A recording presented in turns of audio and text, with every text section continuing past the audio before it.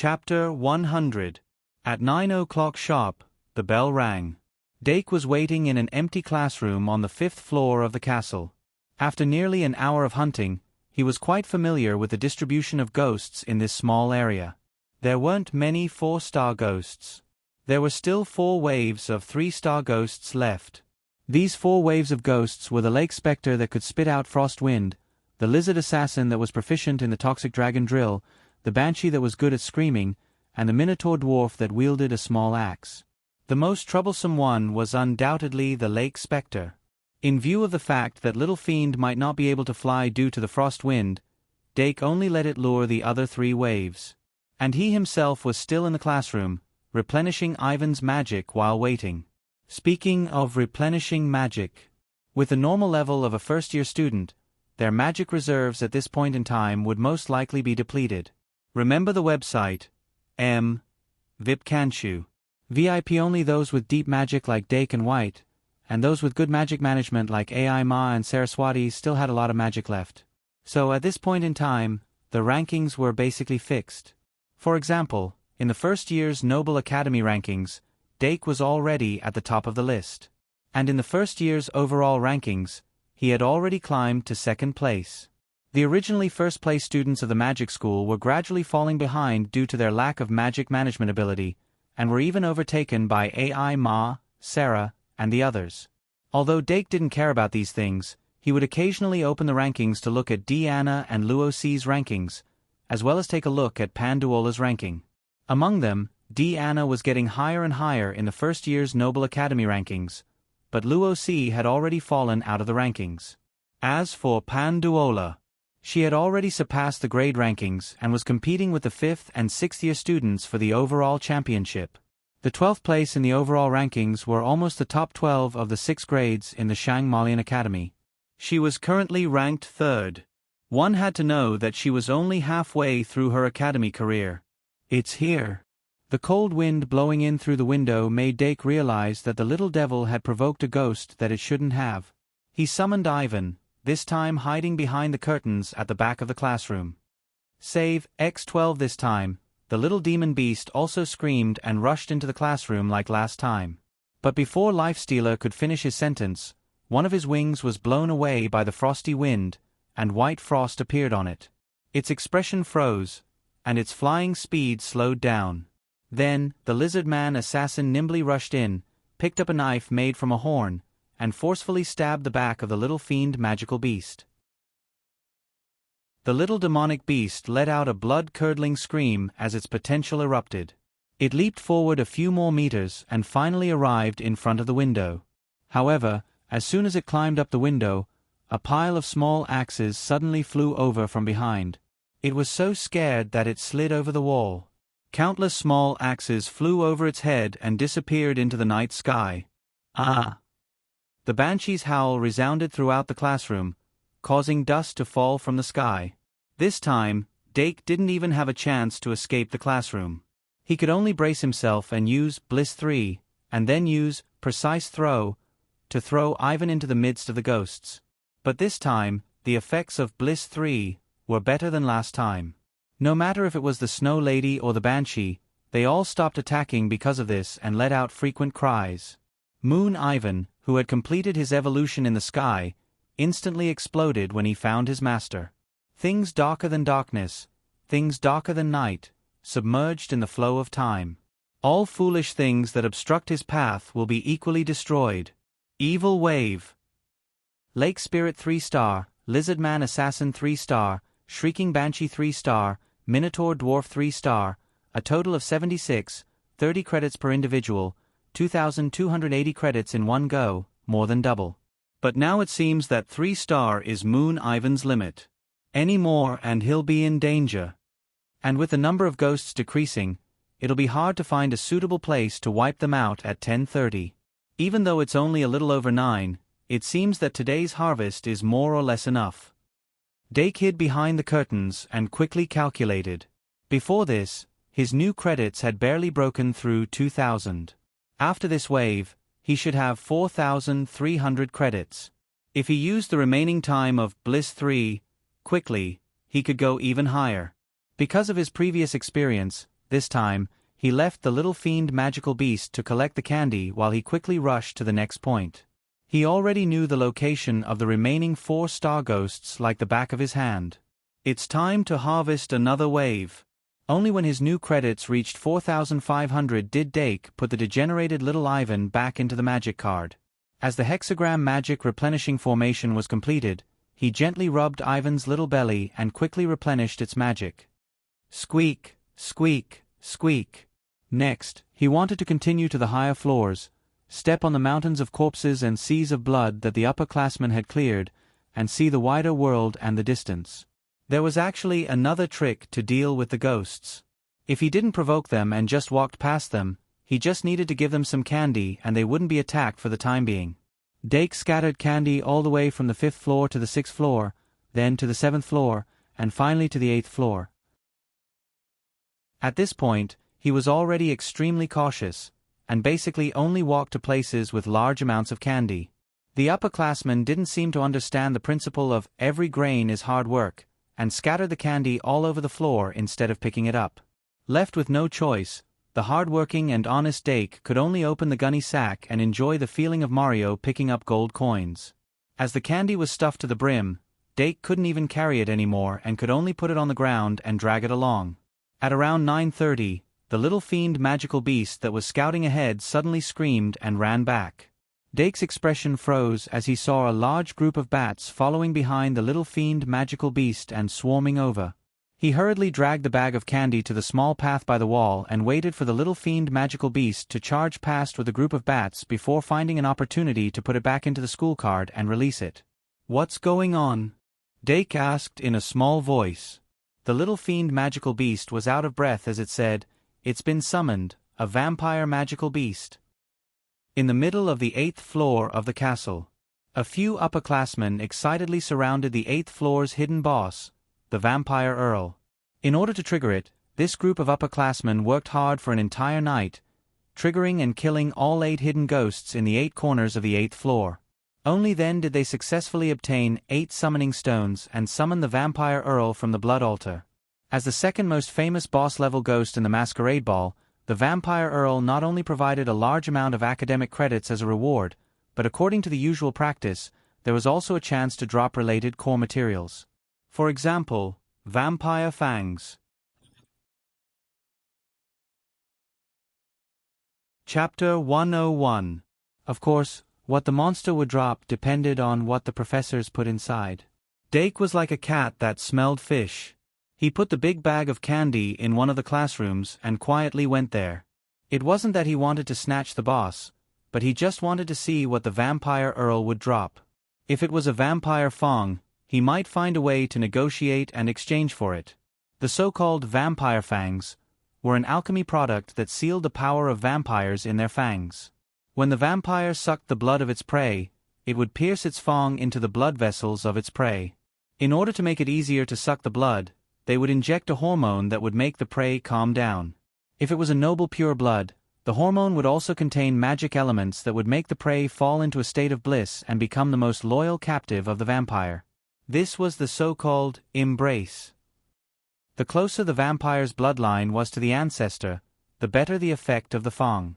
Remember, https://m. Vipkanchu. Vipin the last era, vampire fang was not rare. After all, vampires had to change their fangs every 100 years. But with the extinction of the demon race, vampire fang became a rare item. Especially since the number of pure-blood vampires was small, the ones that could be passed down were even fewer. According to Dake's understanding, vampire fang was a tool that could transform fury into bliss.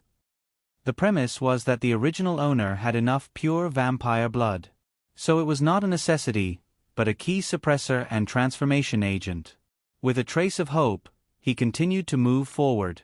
Dake found that more and more senior students were gathering. The Vampire Earl's aura was too strong when it was born. Those who were sensitive enough to sense magic would immediately be attracted.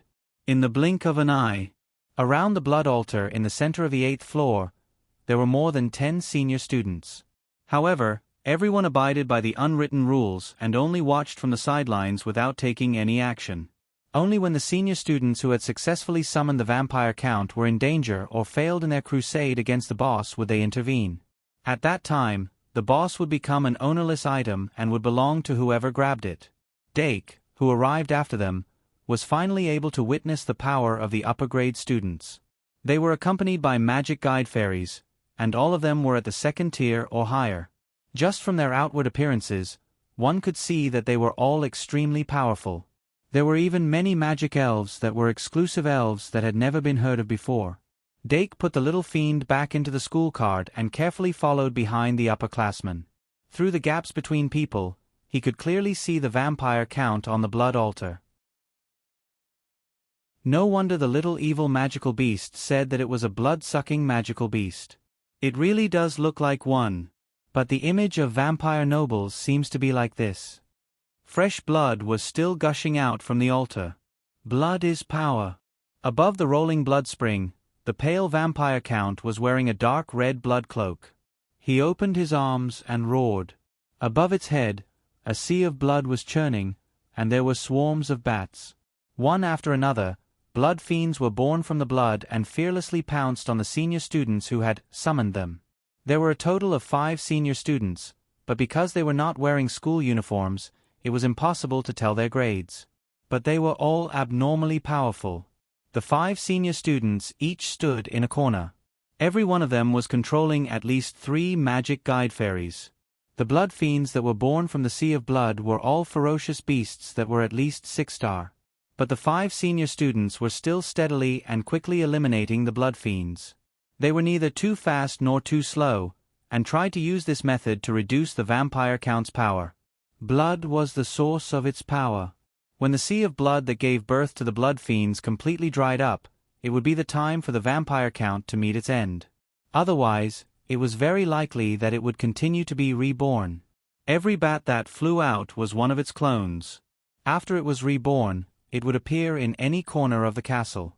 So before the sea of blood was completely purified, it could not be killed. Even Dake could understand this kind of logic, so there was no reason for the upper-grade students not to understand. Therefore, after 2 or 3 minutes, more and more students realized that the crusade against the vampire count was going to be an extremely boring and long affair. So while there were people coming, there were also people leaving. Only Dake was still watching with great interest. Whether it was the blood fiends that were born from the sea of blood, or the strength that the 5 people showed when eliminating the blood fiends, or even the vampire count's pale face that was gradually losing blood and his cold eyes, he was watching with great interest. Sure enough, when the blood fountain no longer gushed out, the sea of blood above the vampire count's head was about to dry up. Something strange happened. A dignified vampire count had actually self-destructed without any dignity. The waves of blood produced by the explosion engulfed the magic guide fairies. The 5 senior students used all kinds of methods, and after paying a certain price, they were able to perfectly avoid the damage caused by the self-destruction. However, the crusade against the boss that they had planned for the whole night fell short of success. At the beginning of the summoning, they did not know that tonight's 8-star hidden boss would be the vampire count, so they released a large number of bats at the beginning. And those bats became a hidden danger, and now it really exploded. No one would stop attacking the vampire count just because they were the ones who summoned it. This time, it was the real deal. Whoever managed to snatch it would own it. No matter how angry and helpless the 5 senior students were, they had successfully started a great era of treasure hunting.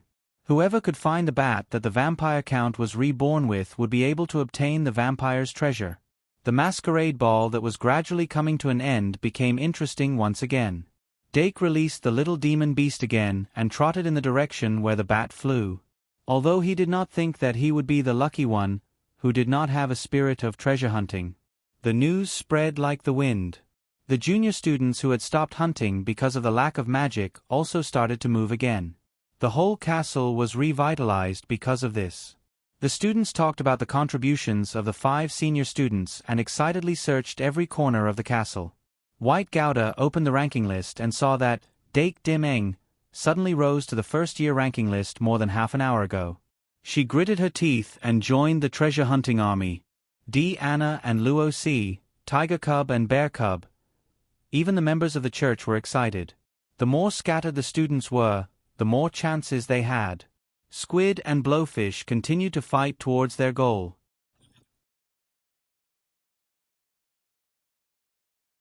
Chapter 102. Everything was carried out in the midst of excited shouts. Everything was carried out in silence. Countless bats hiding in the corners of the castle became the object of the students' thirsty search. Whether it was the bats released by the vampire count or the bats that originally existed in the castle. Even the little demonic beasts that looked like bats almost became targets of attack. Dake took out the candy bag from the classroom again and searched in the direction where the bats flew. As the candy in the candy bag became less and less, he also succeeded in finding a few bats. However, after the bats were exterminated, nothing dropped. It seems that my luck isn't as good as I thought. At about 10 o'clock, Dake returned from the 8th floor to the 7th floor. First URL. https://m. Vipkanchu. VIP. Then, at 10:20, he returned from the 7th floor to the 6th floor. At 10:40, he had returned to the 5th floor. It had been nearly an hour since the vampire count's self-destruction, but it seemed that there was no news of anyone finding this special bat. This was actually very difficult to understand under the fanatical search of the students. It couldn't have escaped into some secret passage, right? Dake couldn't help but mutter. The church's actions were orderly. Except for Squid and Blowfish, who were still wandering around, the other 14 members of the church had a harvest.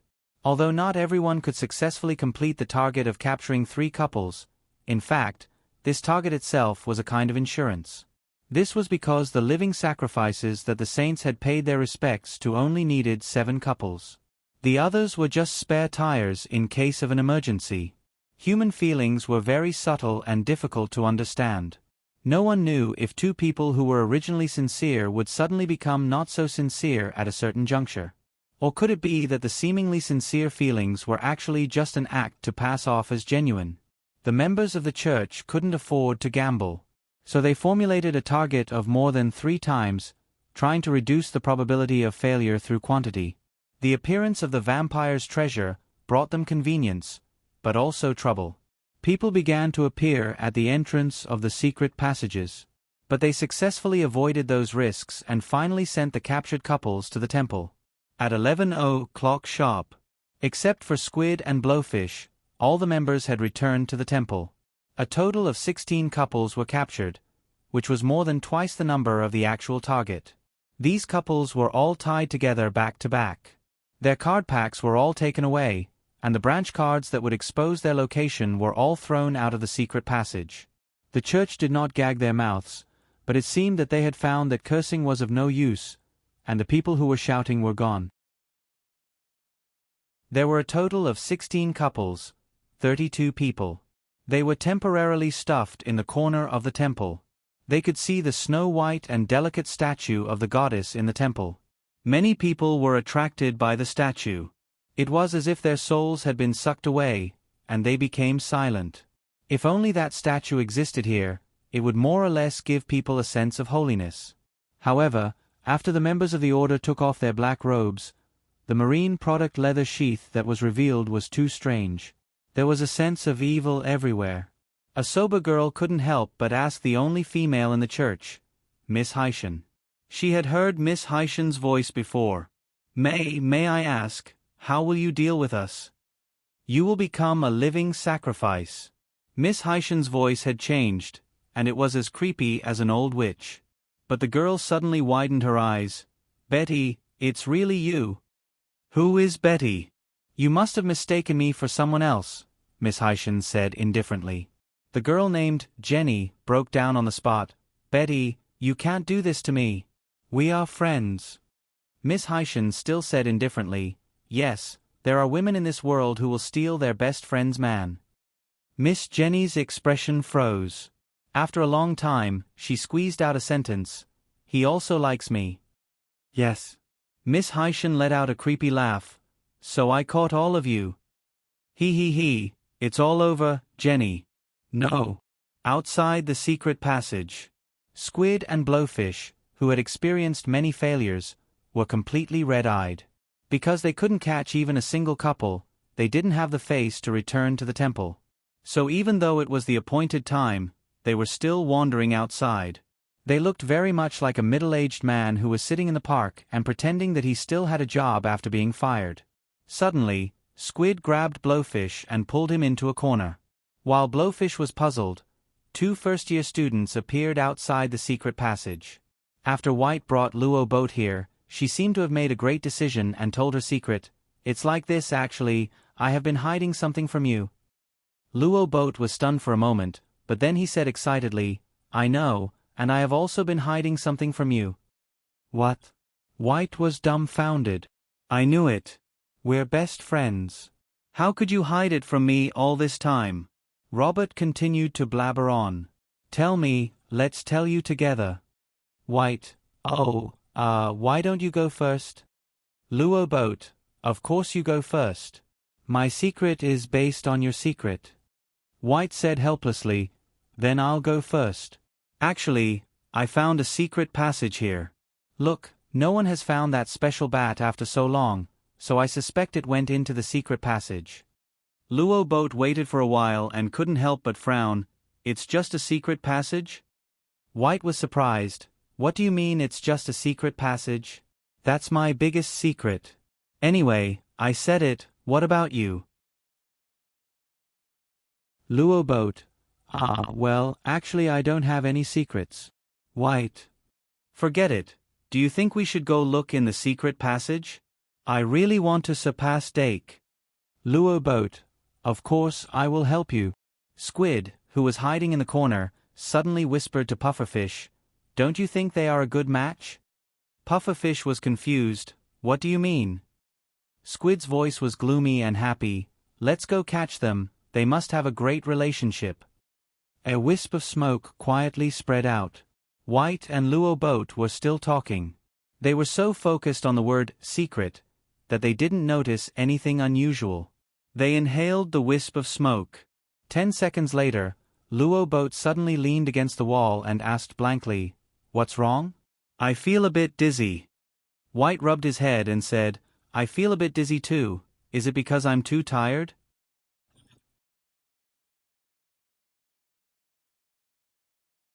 Chapter 103. Looks like it's working? They don't seem to have noticed that this is the hypnotic effect of the good night potion. Their first years after all. The first years are awesome. Seeing that White and Luo Boat had really won, Cuttlefish and Blowfish almost burst into tears. However, after experiencing many failures, they had also grown. Cuttlefish successfully suppressed the urge to rush out and grabbed Blowfish. No, we have to be more careful. We can't fail at the last hurdle. Then, he took out a new magic elf card from his card bag and said in a sinister voice, the first years don't have the consciousness to hide cards on their bodies. As long as we take away their card bags, there'll be lambs waiting to be slaughtered. Well said, I'll do it too. Blowfish took a step back and also took out a magic elf card. Immediately after, 2 small magic elves drilled out of their magic cards. Then, they seized the opportunity and suddenly shot out. Remember the website, Vipkanshu. 6 Cuttlefish's magic elf was a water monkey, while Blowfish's was a fat rat. The 2 magic elves were extremely fast. When they suddenly burst out, it was difficult to see with the naked eye. Caught off guard, Luo Boat did not have time to react. The card bag hanging on his waist was cut off by the water monkey's fingernails and instantly scooped it away. The fat rat did the same, but White suddenly took a step back. The fat rat's fingernails did not cut the belt. Instead, it cut a huge hole in the card bag. Victor's magic card fell out with a clatter. Among them were the Academy cards, Magical Beast, Stag, Troll, and a few other newly made magic cards. The moment the cards fell, White's mind instantly cleared and he pounced on the troll. That flew out. However, a black shadow suddenly flashed in front of him and shot the troll away. Seeing that the operation had failed, Blowfish had already rushed out with his other magic elf, the Blowfish Man. The Blowfish Man, with 2 hairy legs, shot out burrs from its body, preventing White from picking up the card. Who? It's you again. White's gaze swept past the blowfish and instantly fixed on the squid who had just walked out from the corner. "So what if it's me?" The squid slowly walked out, followed by the huge three-eyed squid. Werther felt a fury he had never felt before. "Don't you forget who was the one who let you go," the squid said gloomily. "Of course I remember. I remember every bruise on my body. Even if you let me go in order to avoid confinement, you can't wash away the humiliation you gave me. Son of the brave, you will fall into the abyss with your followers." White's eyes flashed, and he couldn't help but think of Into the Abyss. He clasped his hands behind his back, and Forbidden Love slipped out from the hidden compartment in his sleeves. Seeing that the squid was getting closer and closer, he swung Taboo Love in front of him and roared, "The abyss does not welcome you." The pink mist that drilled out of Taboo Love condensed into the outline of a woman, and in an instant, she pounced on the huge three-eyed squid.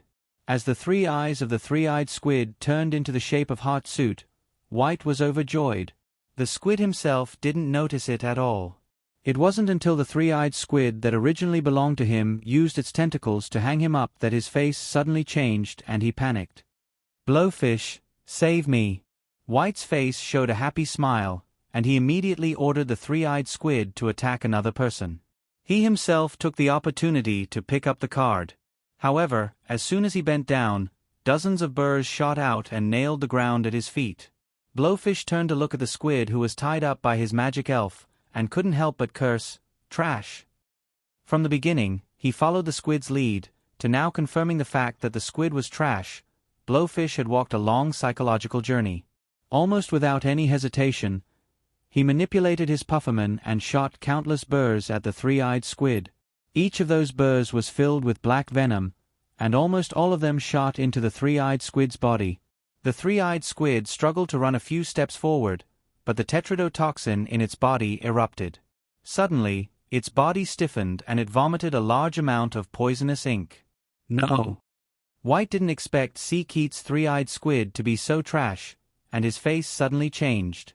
Seakeet, who broke free from the three-eyed squid's bindings, immediately screamed, "Water monkey!"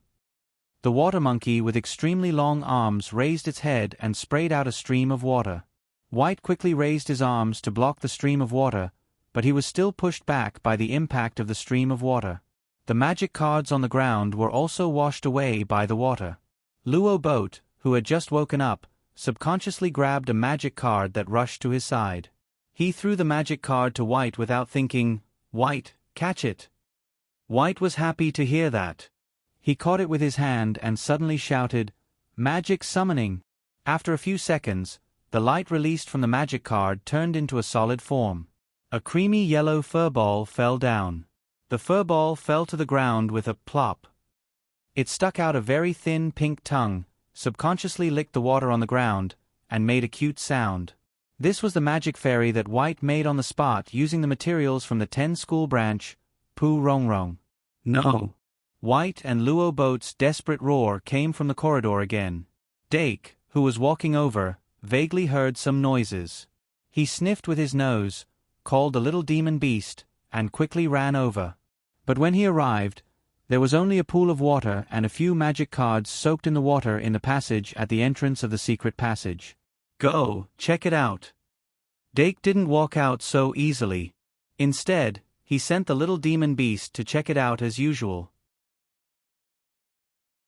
After the little fiend returned, he walked towards the puddle of water and picked up the few magic cards from the water. Magic Beast, Stag, Troll, Mana Recovery Potion, X2.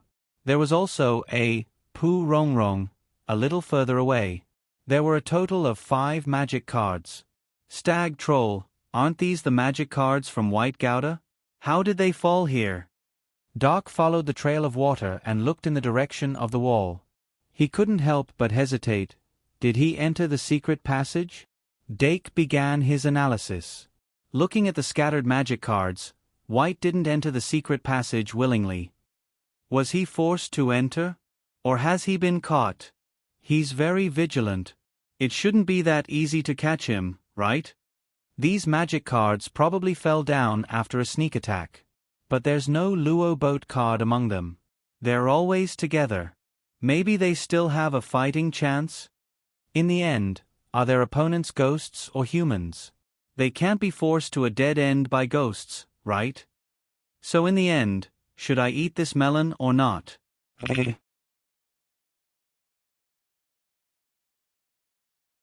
Chapter 104. Even though Dake said that he would be a bystander, now was obviously not the time to think about that. He only thought for a moment, then gave the little fiend a look, found the entrance to the secret passage, and injected magic power. As the wall rippled like water, the little fiend plunged its head in. A few seconds later, it poked its head out of the wall again. Safe. Dake flashed and immediately went in. The torches on both sides of the secret passage had already been lit, and this thing could easily expose his whereabouts. But there was no good way at the moment. He glanced at the ground and found that there were still traces of water left in this secret passage. Obviously, someone had entered through here not long ago. He followed the traces of water all the way. Finally, he reached a fork in the road, and the traces of water suddenly disappeared. But after arriving here, Dake was more or less certain that the other party's destination should be that temple. Remember in 1 second. https://m. Vipkanchu. VIP. He sped up along the path to the temple. Dake soon arrived at the place where he had fought with White, and after another turn, he found that the path leading to the temple was brightly lit. A few bats came out of nowhere and flew into the temple along with the light, and he could vaguely hear some noise. Seems like some kind of gathering? Dake observed for a moment and chose to take a detour forward. Finally, after a few minutes, he approached the temple. Because he couldn't be sure if someone was hiding outside, Dake didn't get too close, and only stopped at a corner about 10 meters away from the temple to observe. From where he was, he could already see the silhouettes of the people in the temple, which was densely packed. Is it that Marina order? Dake's mind moved slightly, and he realized that White was probably captured and brought here by the order. Although he didn't know much about the order. In fact, as long as he used his brain, he could more or less figure out what this order would do. Worship, sacrifice, or something else. Roar. Suddenly, the roar of a behemoth that seemed to penetrate the entire castle burst out from above. Doc was caught off guard. He quickly covered his ears and retreated. Then, the same penetrating dragon's roar resounded through the night sky, startling the students in the castle. Dake didn't know what was going on, but he saw that the people in the temple were also startled, and a few people even rushed out, but retreated after a moment. The roar from above was suddenly cut off, and the surroundings became deathly silent again. Dake stuck to the wall, and held his breath. After a moment, he regained his calmness. Then, he quickly realized that there was no one hiding outside of the temple. As for the beastly roar coming from above, it was very likely that the final boss of the 9th floor of the castle had been summoned. Every year on Halloween, there would be such a routine. This was not strange. Doc sent out the little demon beast to scout the way. After confirming that there was no one hiding outside, he stuck close to the wall and carefully groped his way to the entrance of the shrine. Here, the sounds inside, the sound of the temple, although it's Dake to the temple, the entrance Dake's access to the temple, Dake to the marina. He had some guesses about the church's behavior, but he didn't expect them to do this to students. Since Professor Ka Zayer has already investigated, he shouldn't have allowed this to happen. But the truth was right in front of him, and he had to believe it. With a cursory glance, he could see that there were more than 10 pairs of male and female students tied up inside. Dake immediately saw Luo Boat, who was the outermost. He was tied up with another girl, and his mouth was stuffed with a rag, but he seemed to be in good condition. His eyes were wide open, and he looked quite imposing. Si Keet, who was wearing a squid skin, was standing in front of him, her chin pointing at him. Unfortunately, Dake couldn't find White among them. He didn't know if she was tied up in another corner. Apart from Si Keet, who was in charge of guarding the captives, the other members of the church were busy. They drew extremely complicated magic circuits around the goddess's statue, and placed magic candles with special patterns on the nodes of the circuits. After the setup was completed, A member of the church wearing an eel head walked over, sizing up Luo boat and the girl behind him with interest. She asked curiously, "Are these the couples you caught?" C. Keat said proudly, "Don't worry, they definitely meet the standards." Miss Heischen nodded slightly, "That's good. After tonight, everything will change." C. Keat was also excited. "As long as the goddess is resurrected, we will be her most devout followers, and they will sing praises to our names." Miss Heischen smiled, "I don't have such big ambitions. I'll be satisfied if all the heartless people in the world die." C. Keat was speechless. After a while, a person wearing a Hai Xing skin appeared in Dake's field of vision. After circling around the couples, he reached down, and a magic card appeared at his fingertips. Magic summon. The last bit of sound from the couples disappeared. It was the silence card. This discovery made Dake even more vigilant. Those who were able to refine the silence card were definitely the cream of the crop among the senior students. It seemed that not all the members of the church were as useless as C. Keat. Mr. Hai Xing didn't stop there. He then took out an extremely small bottle. His lips squirmed a few times, and a drop of sparkling and translucent liquid was produced from the bottle. Among the tied couples, one of them seemed to recognize the origin of this drop of liquid, and suddenly struggled and roared. But his voice had already been silenced by the silence card, and not a trace of it could be heard. Mr. Hai Xing pursed his lips and smiled. "As expected of Antonio, you even recognize the soulless water." That person struggled even more fiercely. But Mr. Hai Xing then flicked his finger, and that drop of soulless water was shot into that person's forehead.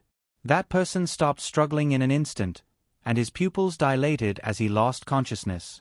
Dake, who was hiding outside, frowned. He realized that he had encountered a blind spot in his knowledge. What exactly was the soulless water? It seemed that he wasn't the only one.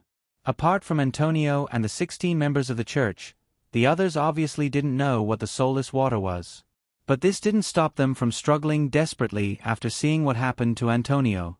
A few of them even succeeded in breaking the ropes, and pounced on the members of the church.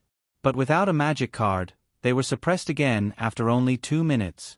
Mr. Hai Xing dripped the soulless water on their foreheads one by one. As the soulless water seeped into their brains, everyone lost consciousness. Even though Dake wanted to make a move many times, his rational mind prevailed, and he finally restrained himself.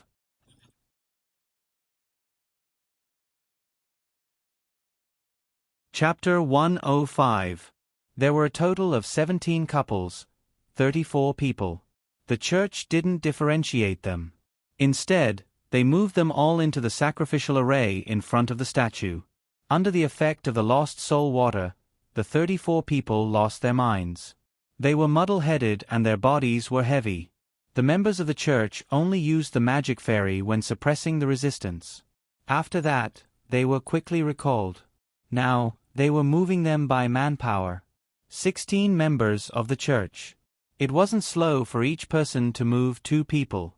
They still paired the couples with their backs against each other and the backs of their heads close together. After all the couples were settled, they finally breathed a sigh of relief. Mr. Hai Xing said with satisfaction, "Everything is ready. Next, we just have to wait for the bell to ring." Then, the members of the church knelt down in front of the statue and prayed silently. Outside the temple. Website. https://m. Vipkanshu. VIP Dake cautiously poked his head out. A total of 16 members of the church were facing the statue and praying seriously. Looking in from the outside, only their backs could be seen. Maybe this is an opportunity? If I use the evil fluctuation, maybe I can take them all down in an instant? Dake's mind was spinning with thoughts. But he still denied himself in the end. The Bliss series of magic cards would cause the power of the statue to flow backward. Using it here would be suicidal. And if he was careless, any member of the church would react.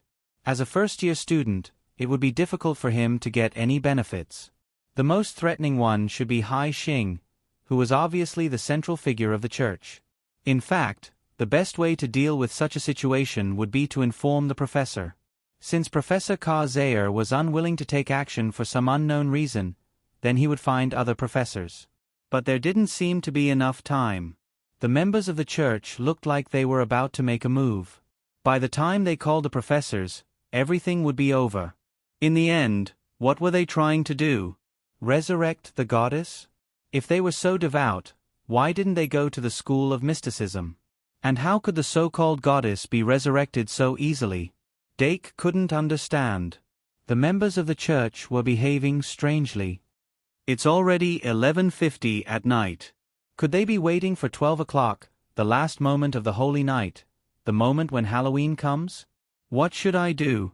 What can I do? Dake retracted his head and leaned against the wall, thinking quickly. What did the book say?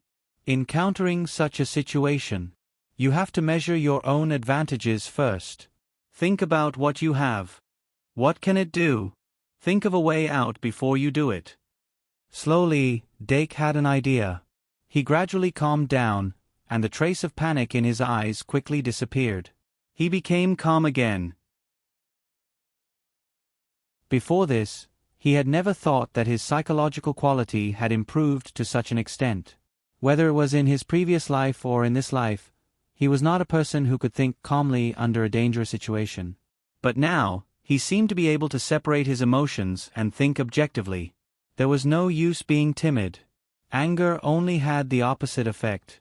He was like a child who had suddenly barged into a slaughterhouse. He was about to snatch the butcher's knife from his master's hands. Time trickled by. At first, the members of the church prayed silently, but gradually, they started praying loudly. What came out of their mouths were words and prayers that had never been heard before. Clear and fast, sacred and beautiful. Everyone's prayers seemed to be different. It was like every instrument group in a symphony. Every group had its own rhythm, but when combined, they formed an extreme melody. The prayers of the members of the church became a sacred song. One by one, the incantations became tangible and danced around the statue. They were white, black, and gold incantations, mixed with a charming pink. Wisps of fog gradually rose. It was the light pink fog that seeped out of the statue. The fog gradually spread and accumulated at the bottom of the temple. Dake poked his head out again and couldn't help but hold his breath. From his perspective, he could clearly see. The members of the church who were kneeling in front of the statue had a large amount of fog crawling up their bodies.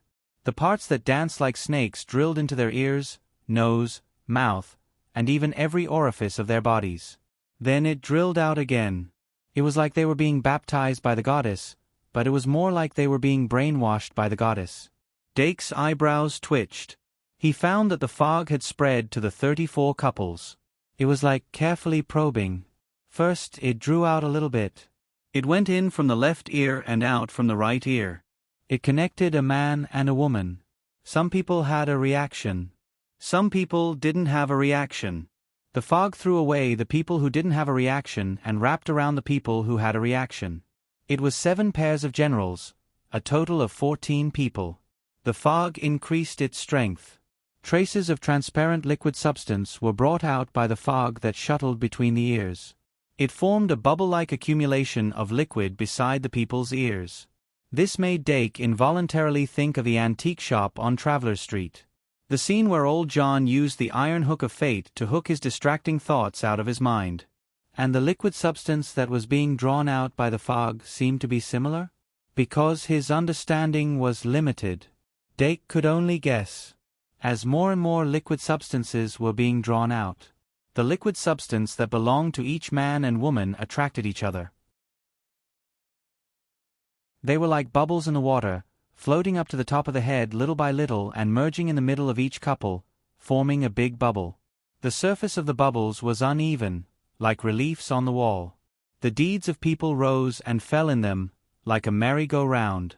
In a small temple that had been silent for countless years, 2 rows of torches burned on the wall, and the flames flickered. The pure white and sacred statue emitted a soft halo. The pink fog was gradually filling the air. 16 believers wearing marine leather clothes were praying devoutly. A beautiful melody echoed in the temple. Above the people who were sacrificed, 7 transparent bubbles that were getting bigger and bigger rolled in the air, in a direction that Dake couldn't see. The faces of the 7 couples showed happy expressions. Suddenly, in the complicated magic circle with the statue as the center, dozens of red candles lit up without warning. The flames were thin to thick. The oil of the candles dripped down the candles. The ceiling of the temple reflected the light of the candles like a mirror. Circle after circle of fire flickered in it. The light suddenly shone, like the ripples on the surface of a water droplet, spreading out in all directions. The entire ceiling flickered with a layer of silver light. Then, the ceiling disappeared.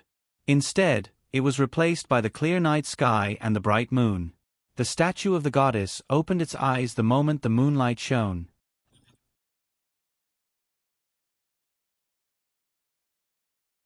Chapter 106.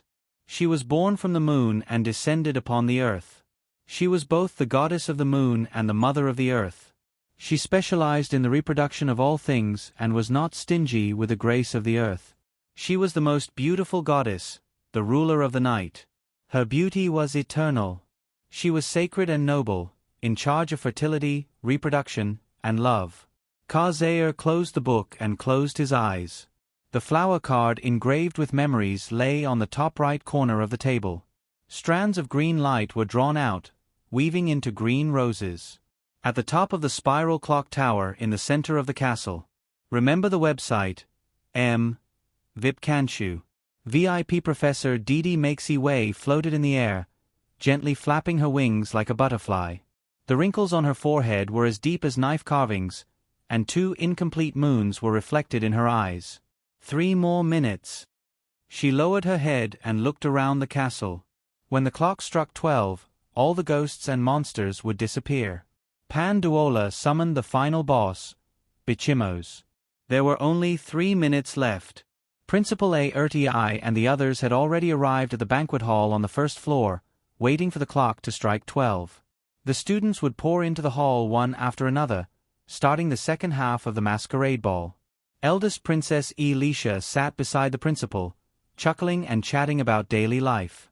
Professor Thompson and Professor Cheong-si were talking, while Professor Li was sprawled on the table like a salted fish.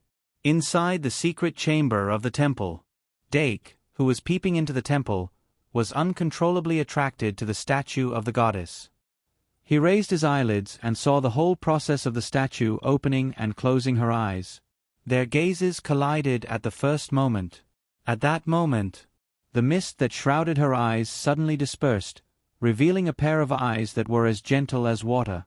In just an instant, they became evil and ferocious. The delicate face as white as jade also became as ferocious and terrifying as an evil spirit in an instant. Ah! Dake was frightened and quickly retracted his gaze. But when he regained his senses and looked again, whether it was the eyes or the face, they were still holy and dignified as if they had never changed. But the quiet and beautiful ceremony under the moonlight had already lost its color. The hourglass of time flowed backwards. Dake's gaze pierced through the ceiling and saw the night sky outside the castle. Even though it looked like a mirror, the moonlight shone through the mirror into the temple hidden in the secret passage of the castle. The light shone on the statue of the goddess, reflecting a bright white light. Occasionally, when he looked up, he could see a white dragon dancing in the sky. And the legendary monster, Bichimos, the Lord of the Beasts. There were only 2 minutes left. Dake walked out from behind the wall. The change in that instant just now. Instead, he made up his mind. The little devil beast flew beside him. A light pink magic card appeared between Dake's 2 fingers. Bliss. 92. There was still plenty of time. The pink fog was like a spider web, binding the 16 pious praying members of the Marine Industry Order. The 34 people who were captured as living sacrifices were injected with the soulless water. They would lose consciousness for a short period of time. At the same time, the bond between the soul and the body would become loose. Their thinking matter would become unstable, and it would be easier for them to be separated from the brain. Humans injected with the soulless water were the perfect seedbed for the devil's parasitism. In the era when the devil race still existed, The soulless water was the most commonly used drug when the devil race conducted experiments on living beings. But this drug was completely banned at the beginning of the new era. Unknowingly, in this area, it seemed that Dake was the only one who could still move. He walked into the temple and slightly closed the distance between him and the statue. As far as he could see, 7 spheres formed by liquid substances were rolling violently. The closer he got, the clearer he could see the past reflected in the transparent water spheres. It was the whole process of 7 couples from knowing each other, to knowing each other, and to falling in love. If a person could find true love in his life, it would be very precious. They were all rare treasures. Dake had thought of poking them, but he didn't do it in the end. How much longer? It should be soon. His eyes glanced at the night sky above the mirror. The moonlight tonight was beautiful. 1 more minute. Hiss. Among the 34 living sacrifices, there was a strange movement. To Dake's surprise, a girl with short black hair wearing a vampire countess suit stood up like a marionette under the influence of the pink mist. The girl's eyes were still clear, but they were filled with fear. She didn't seem to be affected by the soulless water like the others. It was even possible that she was deliberately captured and was waiting for an opportunity to act. However, the magic card that she regarded as a treasure betrayed her at the most critical moment. The pink mist released from the magic card stuck to her body like spider silk.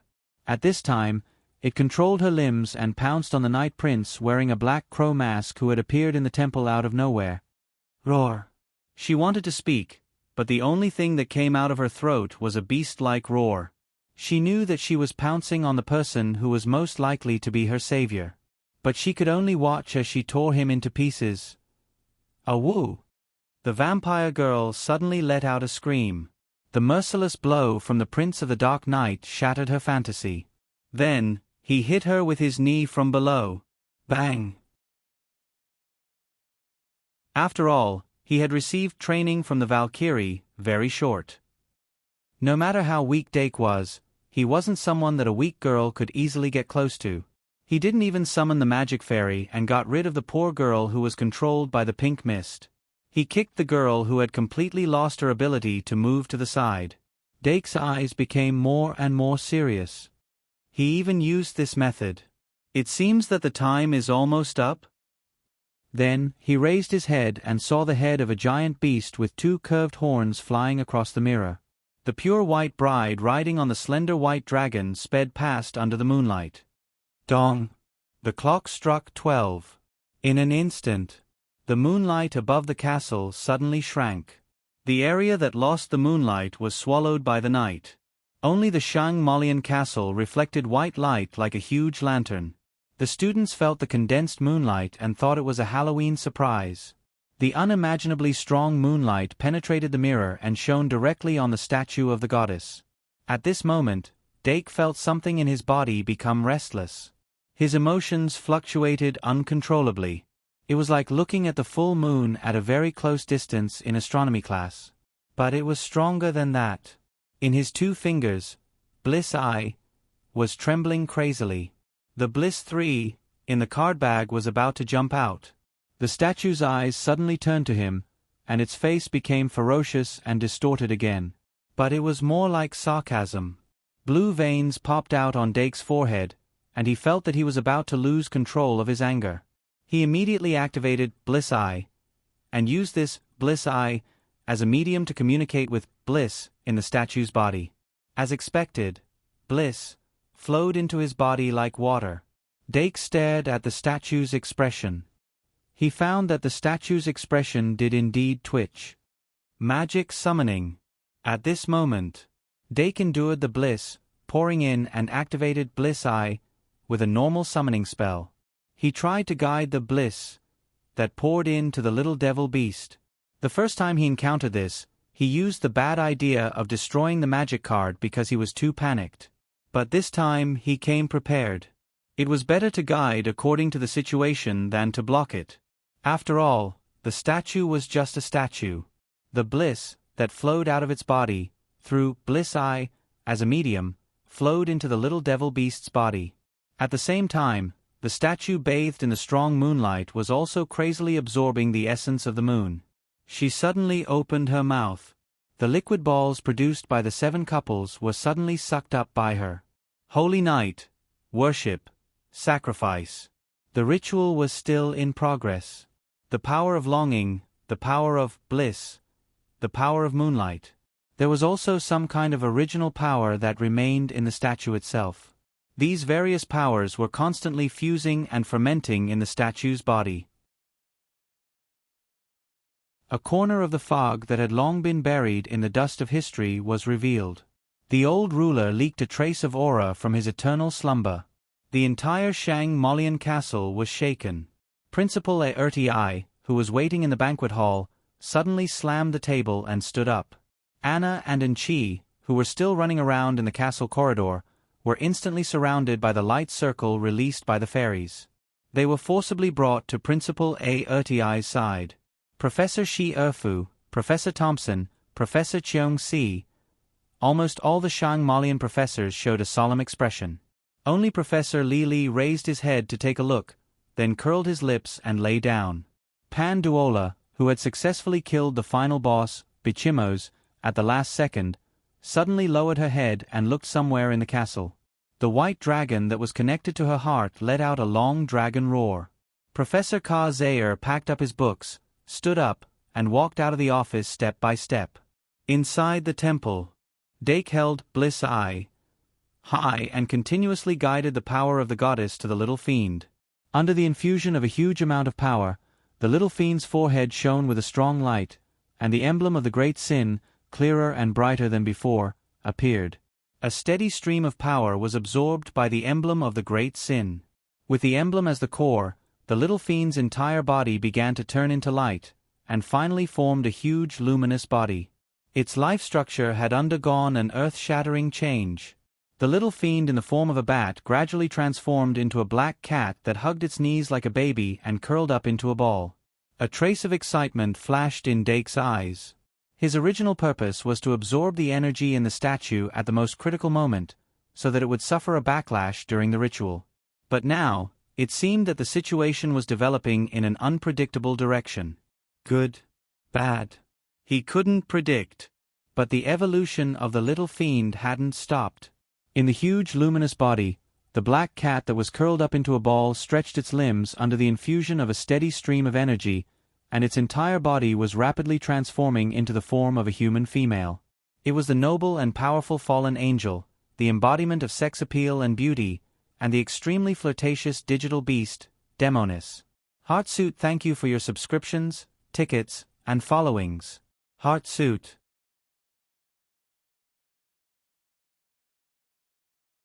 Chapter 107. Crack. Bliss Eye couldn't bear the burden and cracks appeared. The demonic female beast in the light gradually opened her eyes. They were scarlet red, like blood, but there was a seductive aura flowing in her eyes. As the incarnation of evil born from the convergence of high-purity dark energy, the demonic female beast's personality was very arrogant and easily angered.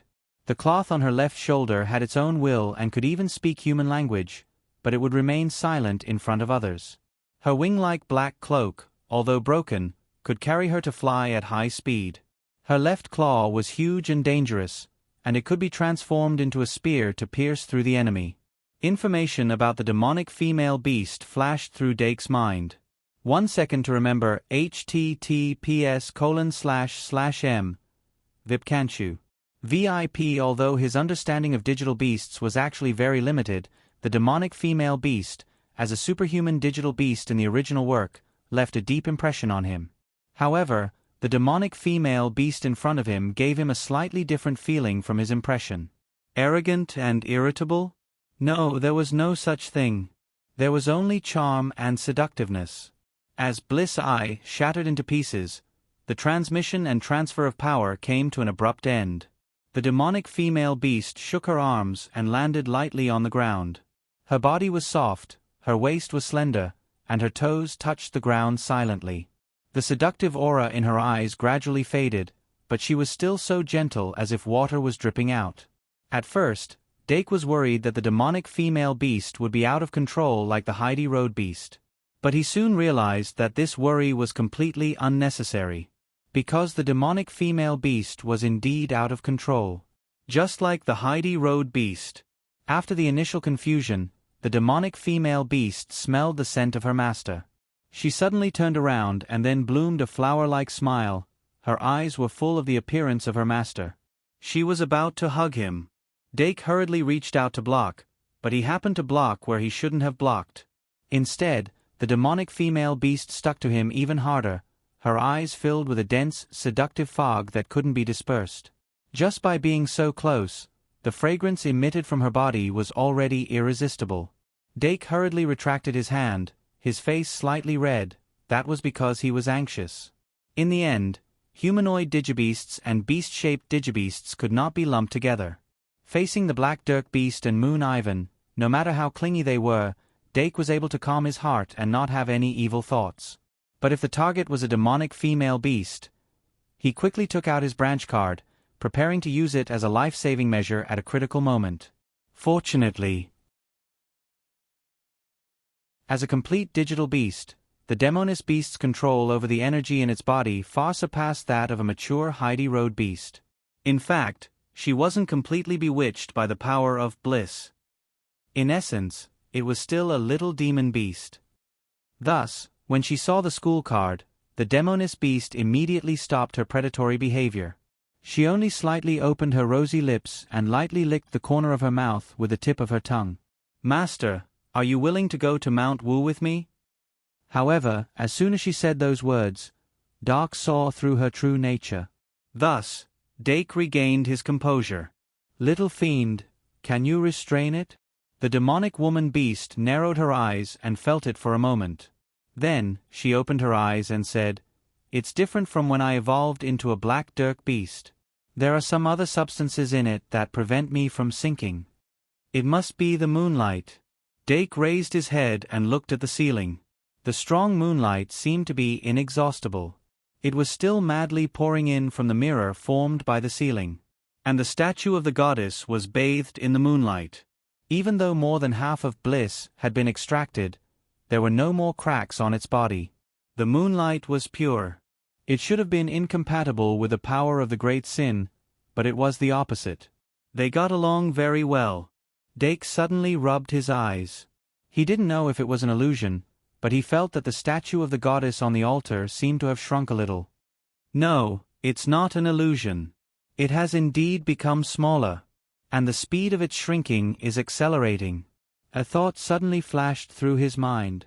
Dake said in surprise, "Don't tell me that the so-called resurrection is really just to bring the statue to life? Shrinking to the size of a human and then coming back to life." This was too different from the resurrection goddess Dake imagined. He didn't know how to ridicule it for a moment. But the demonic woman beast suddenly said, "Master, give me the mission." Dake was slightly stunned. Then, he realized that he didn't see it as clearly as the little demon beast. No matter how the statue of the goddess was resurrected. Now that things had developed to this point, both sides were irreconcilable. There was no other way. So, he immediately said, "Destroy it, demonic woman beast." The demonic woman beast smiled charmingly. "Since it's Master's mission, then I'll respectfully accept it." Before she finished speaking, she had already spread out her wing-like tattered cloak and flew in front of the statue of the goddess. Dark wave. The moment she raised her arms, countless bat-like dark matter was suddenly released, but the statue of the goddess instantly lit up with white light. It actually destroyed all the dark matter. The demonic woman beast's expression suddenly turned cold. The sharp claws on her left hand turned into a dark spear. With a fierce force, she pierced through the white light and then directly stabbed at the statue. Crack! The statue had no more tricks up its sleeves. The dark spear pierced a black hole in the statue. But the statue's face became more and more resentful. The demonic woman beast licked the corner of her mouth. There was a trace of strange excitement in her eyes. She raised her left hand again. The dark spear pierced out like rain. The statue did not resist at all and was pierced with countless holes. Those holes were close to each other, and finally, after the last puncture, they all collapsed, forming a huge hole that almost cut the statue in half. Through the huge hole, one could only see the endless darkness inside the statue that was like an abyss that could not be looked at directly. Blasphemer! The dignified statue finally let out a scream. Without the divine power filter, that voice was like the sound of glass shards rubbing against each other. It was hoarse and ear-piercing. "I'm a demon." The demonic woman beast laughed wildly and released the dark wave again. Immediately, countless bat-like dark matter condensed and pounced on every corner of the statue like moths to a flame. The outer shell of the statue could not withstand the erosion of the bats at all. In the blink of an eye, it was nibbled away. When all the bats suddenly scattered, the statue of the goddess on the altar had already turned into a pitch-black object with only the outline of a human body. It was also at this moment that pitch-black object suddenly counterattacked. When the demonic woman beast was caught off guard, it completely covered her body, forming a huge, wriggling black block. The strong moonlight shining down from the mirror was still shining on that black block under the effect of the ritual. The ritual was still in progress. Dake, who was holding the school card, suddenly changed his expression.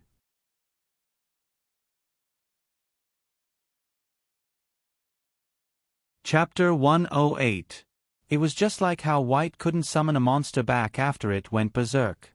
If a magus wanted to summon a familiar or a magic fairy back into the card, he needed to get a response from the familiar or the magic fairy. Once the familiar or the magic fairy was in a state where it couldn't respond, then he could only forcefully summon it back. And the prerequisite for forcefully summoning it back was that the magus magic power was higher than the magic fairy's. Dake desperately injected magic power into the branch card, but the signal couldn't be transmitted to the female demon beast. This made him feel very bad. The scene in front of him was too familiar. Generally, this situation was the beginning of depravity, parasitism, or even possession. Especially the moonlight was getting stronger and stronger, gradually converging to a point. It felt like the ritual had finally reached its end. First website. https://m. Vipkanchu. VIP. Everything seemed to be settled. It didn't give Dake too much time to think. The melody formed by the Marine Order's prayers suddenly became high-pitched. The black lumps were also violently rolling like boiling water. Then, the last trace of the converged moonlight was absorbed cleanly. The black block suddenly stopped rolling. The world seemed to stand still at this moment, only the melody became more and more high-pitched. Outside the castle, the night sky returned to its clarity. The moonlight was no longer converged. Everything seemed to have come to a moment when nothing had happened. However, the black block in the temple began to flow from top to bottom. The dark and dirty substance flowed to the ground and spread out like a pool of sewage. A trace of white light flowed out from the initial gap, and then bloomed. It was an extremely soft light that made people feel like they were bathed in the spring breeze. When this light shone on the body, there was an extremely comfortable feeling rising from the bottom of the heart, a heartfelt joy. The holy archangel with 8 pairs of snow-white wings was reborn from the dark sludge. "Little demon beast?" Dake called out tentatively. But the fairy beast only raised her head slightly, the corners of her mouth curled up, and said, "I am the goddess of the moon, and also the mother of the earth." Dake was silent for a while, then burst out a few words. "No, you are just a fairy beast." The fairy beast, no, the moon goddess, did not show any signs of anger. Instead, she chuckled and said, "Appearances are but nothingness. The divinity of my root has already awakened." As she spoke, she stretched out her hand, and a ray of moonlight shot down. She pinched it in her hand and formed a moon god's arrow. That was the manifestation of the power of the moon. She reached out again, and a sacred bow appeared in her left hand. "Blasphemers will be punished." The moon goddess knocked the moon god's arrow in her right hand onto her holy bow. She elegantly drew the bow and slowly aimed at Dake, who was standing at the entrance of the temple. The light released by the moon god's arrow suddenly became intense. Then, the bow was pulled to a full moon and shot out. Swish! The arrow hit its target. The shield rose. Dake summoned Kettle in time to protect his chest. However, Huahua, who had withstood a casual arrow from the moon goddess, had countless cracks on its tough shell. Magic power. 901. Sturdy. Passive skill. The magic elf with this skill will not be killed in one hit. Huahua, who had dodged the attack by relying on its passive skill, suddenly became dispirited. Dake hurriedly scooped it up and slid outside the temple. No matter how sturdy Huahua was, it was only a 3-star card that could be summoned normally. The moon goddess only needed to be slightly more serious to easily penetrate its defense. Magic summoning. At this critical moment, Dake broke through the limit again, and the summoning time was reduced to 4 seconds. Huahua, who had taken the energy potion, finally regained some energy.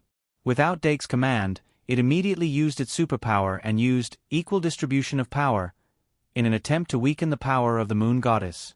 However, the superpower released by Huahua was easily broken by the moon goddess.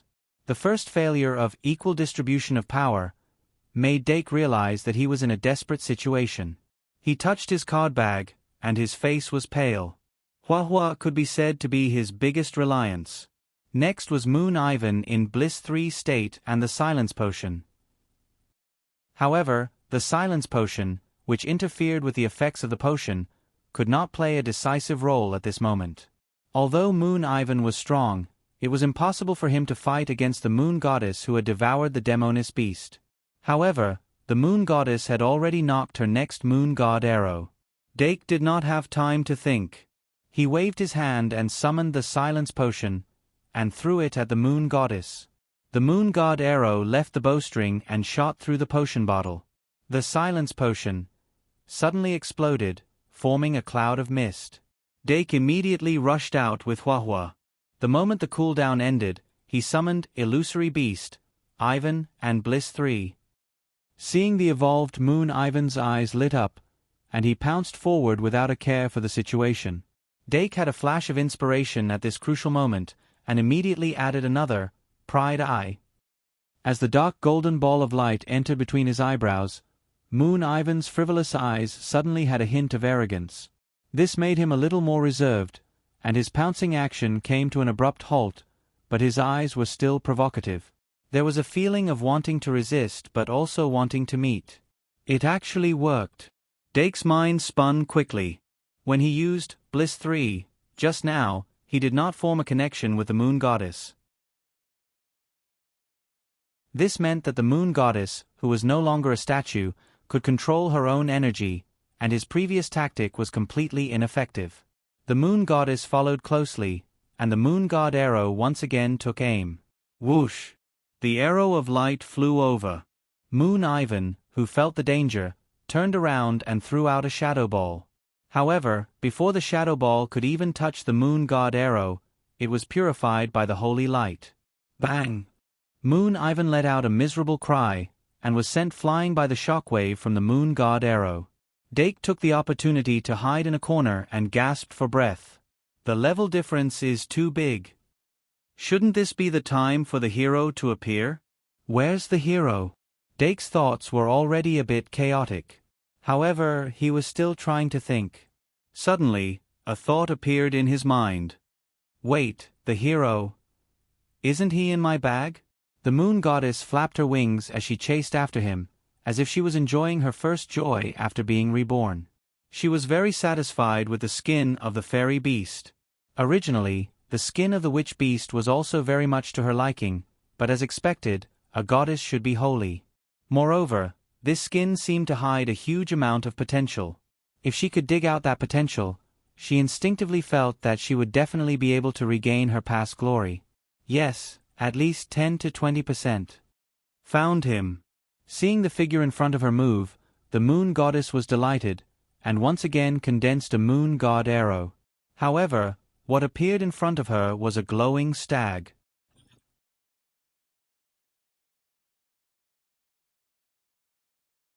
Chapter 109. Shine, Light of the Soul. The moment the voice sounded, the moon goddess subconsciously loosened her grip on the arrow and the moon god's arrow shot out. The stag that belonged to the hero's son had already raised its head, and the white light released from between its horns was abnormally strong. Ultimate skill, Light of the Soul. The moon god's arrow was swallowed by the white light in the blink of an eye, but the two were not separated at all. The arrow passed through the white light and pierced through the stag's head. The stag was instantly killed. But the light of the soul was completely released and shone on the moon goddess body without being affected at all. The moon goddess suddenly let out a miserable cry. Oh! Remember the website. Vipkanshu. Dake stood in the corner with his back against the wall. He tightly held the fantasy beast, stag card in his hand and continuously poured magic power into it. As a fantasy beast personally made by the hero's son, the power hidden in this magic guide essence card was something that even the hero's son himself could not see through. But when Dake learned that his fantasy beast was a stag, he already felt that it was special. After all, in the original Harry Potter novel, the main character's guardian was a glowing stag. Moreover, this stag's ultimate skill was called Light of the Soul. The ultimate skill of a magic guide elf was never randomly named. Since it was called Light of the Soul, it must be a manifestation of the power of the soul. And speaking of the power of the soul, he had no choice but to mention Spirit Magus Red and Red Spirit Summoning. Dake happened to read Red Soul Summoning Lecture, the difference between Magic Guide Elf Summoning and other Magic Guide Summoning, and knew a thing or two about soul summoning. The foundation of soul summoning was the so-called bond.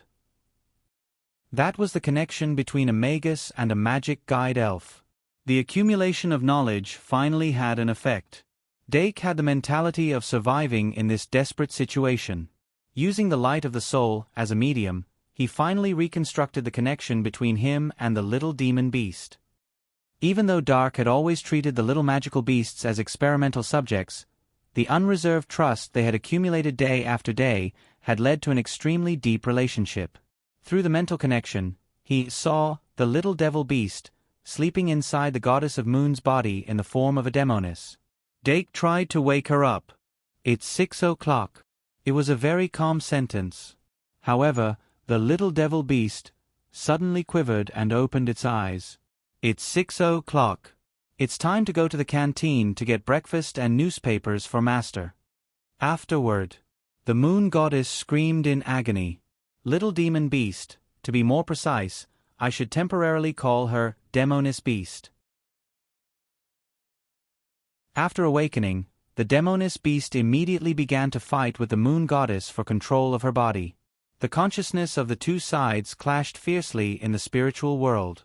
With the support of Dake's spiritual strength, no matter how one looked at it, it was impossible for the Demoness to lose to the moon goddess who was revived from a wisp of remnant consciousness.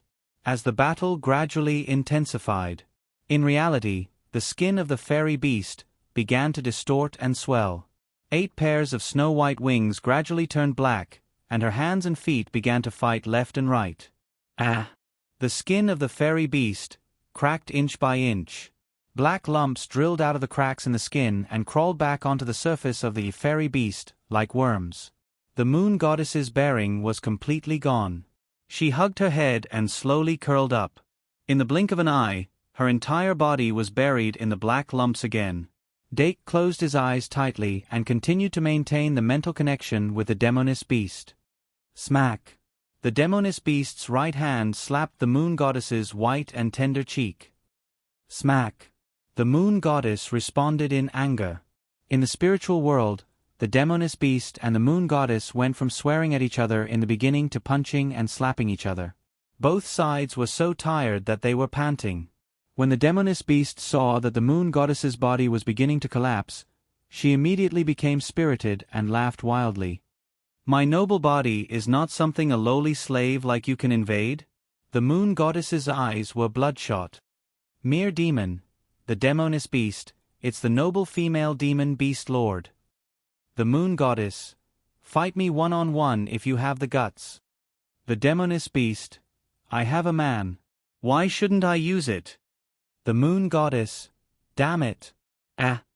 Unlike the intense battle in the spiritual world, the secret passage fell into an eerie silence. A moment later, a little fairy with butterfly wings passed through the wall from above. Professor Dede silently appeared in front of Dake and floated half a meter in front of him. However, Dake, who had his eyes closed, did not notice at all. Professor Didi looked at him strangely for a long time before flapping his wings and flying in front of the moon goddess. Looking at the wriggling mountain-like lump, Professor Didi felt an unusual headache. She could not imagine how things had developed to this point. Could such a useless goddess really fulfill her long-cherished wish? But now that things had developed to this point, it was impossible to stop. Professor Didi raised her hand. From her fingers to her elbow, her slender pale fingers were gradually covered with a layer of fine silver. Then, she spread open her fingers and stabbed them into the black block. In the spiritual world, the moon goddess's expression suddenly froze. Slap. The demoness beast slapped her face again, but the moon goddess was like a puppet in a cage and did not respond. The demoness beast was stunned because of this. The moon goddess abruptly turned into a pool of black mud from head to toe. The spiritual world, which had lost one of its supports, collapsed instantly. Dake suddenly opened his eyes. His fingers that were holding the magical beast, stag, were already pale and weak. He did not have time to think and immediately ran out of the corner. His eyes swept across and fell on the spot where the moon goddess used to be. But he just happened to see the black lump collapse as if it had lost its vitality and flowed to the ground like mud. As the black lump completely collapsed, what appeared was a humanoid digital beast hugging its knees and curling up into a ball. The demoness beast slowly opened her eyes. As the world in her eyes gradually became clear, a familiar and warm figure gradually took shape. Little demon beast? It's the demoness beast. She stood up shakily and pounced on the blonde youth who could not let go no matter what. A snow-white feather floated down with her movement, slowly sinking into the mud.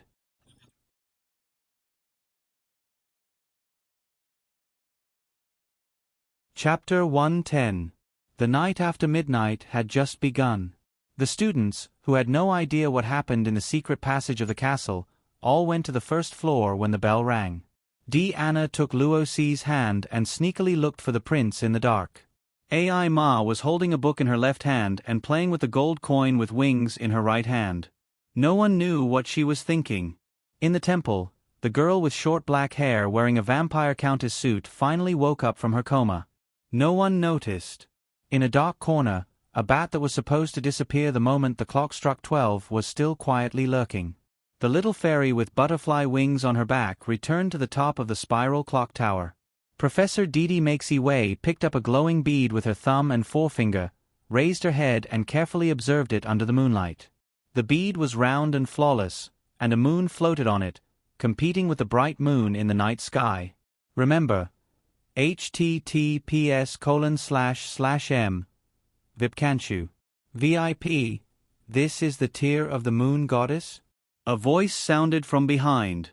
Professor Didi was not surprised. She said in a very calm tone, "The wheel of history has crushed too many things, and we can always find references from it. 4 eras ago, the legendary alchemist Martin offered a kingdom with a total population of 5764801 as a sacrifice in order to create a tier of the moon goddess. Finally, he got a response from the ruler of the moon. And I only borrowed 16 believers and 7 sacrifices to complete this experiment." Professor Ka Zayer showed up and sighed. "So, it's over?" "It's over. Temporarily." Professor Didi said leisurely, "Are you here to stop me?" "No, I'm here to see you for the last time." Dake struggled to stick out his face from the plump demonic beast and took in big breaths of fresh air. Just as he quietly took out Pride 2, and was about to use it on her, the demonic beast suddenly whispered in his ear, "Someone is coming." With a thought, Doc changed Pride 2 to a branch card. The demonic beast immediately turned into light and entered. Dake finally had the time to observe his surroundings. The walls of the Shang Malian castle were made of an unknown material. Even after being shot by the moon god's arrow, they were still intact. Only some traces of the explosion remained.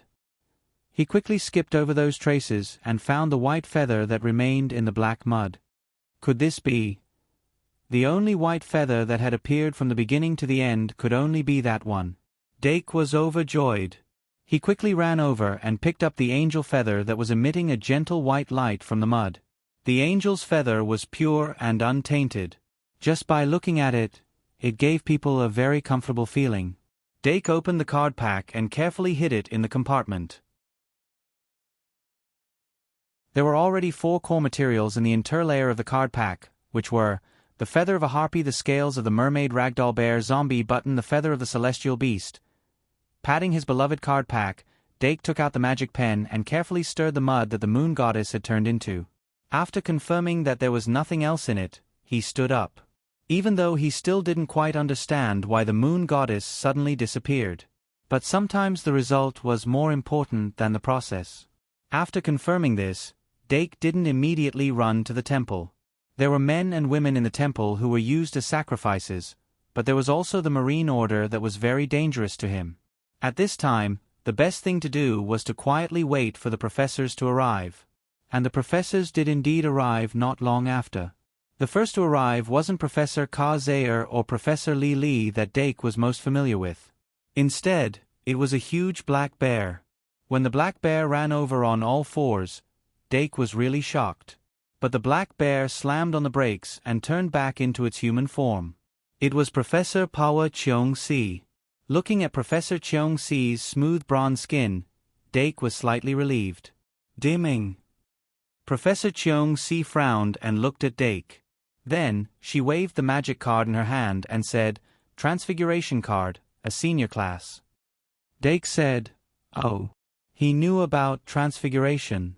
The transfiguration spell in Luo Boat was a type of transfiguration spell. But this was the first time he had seen a transfiguration card. But there shouldn't be many people who could master advanced transfiguration like Professor Cheong-si, right? Professor Cheong-si's gaze quickly shifted to the pool of black mud. She quickly asked, "Why are you here? Do you know what happened here?" Dake shrugged. "I know a little." There was no need to keep it a secret. After all, the dust had settled, and besides the last battle, he was just an innocent bystander. Professor Cheong-si breathed a sigh of relief and walked toward the mud. "It's good that there are people who know. You can tell them when the principal comes." "Pawa, I'm already here." With a flash of light, a small sprite flew between the two of them. It was a small sprite with a lion's body and a human's face. Dake naturally recognized it as one of the 9 sprites of the principal of ERTI. As for the principal himself, he might still be hosting the ball.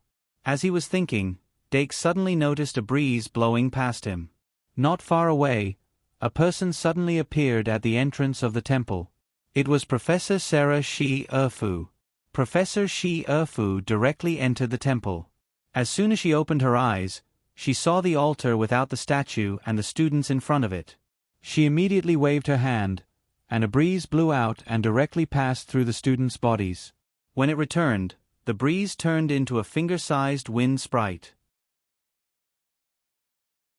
"How is it?" Professor Shi Erfu asked with concern. The wind sprite blinked and made an OK gesture with its small finger. Professor Shi Erfu breathed a sigh of relief. It seemed that the students' lives were not in danger. Then, Dake followed Professor Cheong-si into the temple. The temple looked like it was after the event. The candles on the magic circuit had burned out, leaving only red fiery oil. 16 members of the Marine Order were unconscious on the ground, and the pink fog that covered them like spider silk had disappeared. Only 33 students were still unconscious because of the effect of the soulless water. The last black-haired girl who was knocked down by Dake was pretending to be dead. White Gouda. He felt like he had a nightmare, and he didn't want to wake up. Under the inquiry of the professors, Doc recounted everything that had happened to him that night. But when he talked about the beginning of the ceremony, he changed his story. He said that he failed to destroy the ceremony and was hunted down by the resurrected goddess of the moon. "I slid out of extreme fear and successfully escaped from the temple. After that, the horrible existence who claimed to be the goddess of the moon took out her magic bow and shot at me with moonlight as if she was hunting a stag. But she was obviously playing with me, and deliberately missed me several times. Finally, I found an opportunity and slid out again. Ahem, actually I don't know how she disappeared." Last night, he fell asleep sitting up. When he opened his eyes, it was already 4 o'clock in the morning. Heart suit.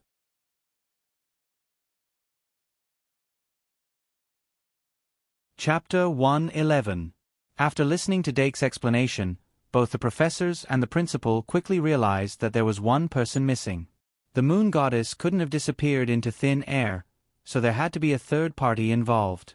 The Sphinx walked around the temple and quickly said, "Take the students to the infirmary first. I'll inform Sister Carlien as soon as possible. Dimming, you did well, but you can leave the rest to the professors. Also, if you don't need to rest, don't miss the first ball. I'll be waiting for you in the banquet hall on the first floor." "Yes, Principal." Dake bowed slightly, said goodbye to the other two professors, and quickly left. After Dake left, Professor Shi Erfu looked away and muttered, "Pawa, what do you think of Diming's words?" Professor Cheong Si smiled, "There are secrets, but which magus doesn't have secrets? Let's go, at least he's on the good side of this matter." Professor Shi Erfu, "Then what do you think about the third party?" Professor Cheong Si said indifferently, "Didi, or Kazeya. Someone has to be responsible for this. URL https://m Vipkanchu. VIP. By the time Dake arrived at the banquet hall on the first floor, it was already past 12:30. Principal Aerti waved her magic pen on the stage and performed many magic techniques in front of the Magi. Normally, she would have announced the winner of the masquerade ball by this time and given out the prizes. Then, she would have officially announced the start of the masquerade ball. But tonight, she was clearly stalling for time. She didn't stop showing off until Dake stepped into the banquet hall. She smiled and said, "Now, let's begin the award ceremony. Let's welcome the first grade's red star, Dake Dimming." Pa! A huge colored egg suddenly appeared on top of his head. As soon as Dake raised his head, the egg cracked open and a large amount of ribbons and paper flew out. Then, Dake suddenly realized that he was already standing on the stage, to the left of Principal Aerti. Principal Arte's silver hair was still as eye-catching as ever. Her beautiful face was covered with a 1/4 diamond mask, and she wore a silver crown on her head. She was wearing a pitch-black dress with a long skirt. She didn't look like a princess. Instead, she looked more like a vicious queen in fairy tales. "Dimming, give me your hand." "Yes, Principal." Dake stretched out his hands. Suddenly, an unusually heavy trophy appeared in his hands. Principal Arte's voice echoed in the hall. "Come, let us congratulate this year's Crimson Star." The hall was instantly filled with thunderous applause. Principal of Aerti, "Dimming, do you have anything to say?" "Dake, it's too big." Principal Aerti. Dake got off the stage in a daze. Never in his wildest dreams would he have thought that the trophy for the year's champion was actually such a huge golden cup. How many credits would he get if he sold it at Traveler's Street? However, as soon as he stepped off the stage, the trophy in his hand suddenly began to shrink. Wang wang wang. A trophy that was almost half the height of a person was forcibly turned into a palm-sized medal. "No way, isn't this too much? Is there such a passionate consumer?" Dake wanted to complain, but the trophy turned into a medal, as if it was a routine at the Halloween ball. Below the stage, there were cries of surprise that could only be heard from the first years. He flipped open the medal and saw the engraving on the back frowny face incantation. "You deserve it." So, he injected magic power into the medal and whispered, "You deserve it." Suddenly, his hands sank, and the medal turned into a trophy that was almost half the height of a person. After turning the trophy back into a medal and pinning it to his chest, Dake found a random place to sit down. He didn't pay much attention to the rankings. He was just happy that he had become the champion of the first years. Next, the principal of Aerti continued to give out the prizes. From the first to the 6th years, there were a total of 6 grade trophies. Then it was time for the overall champion, the winner of the Platinum Star. A total of 6 contestants went on stage one after another. Dake saw that the senior from Panduola had successfully become the champion of the 4th years, but unfortunately, she missed the Platinum Star. It seems that there are indeed hidden talents among the senior students. Dake. Yes. Anna, who had squeezed over with great difficulty, sat down beside him, and a hint of milky fragrance seeped into his heart.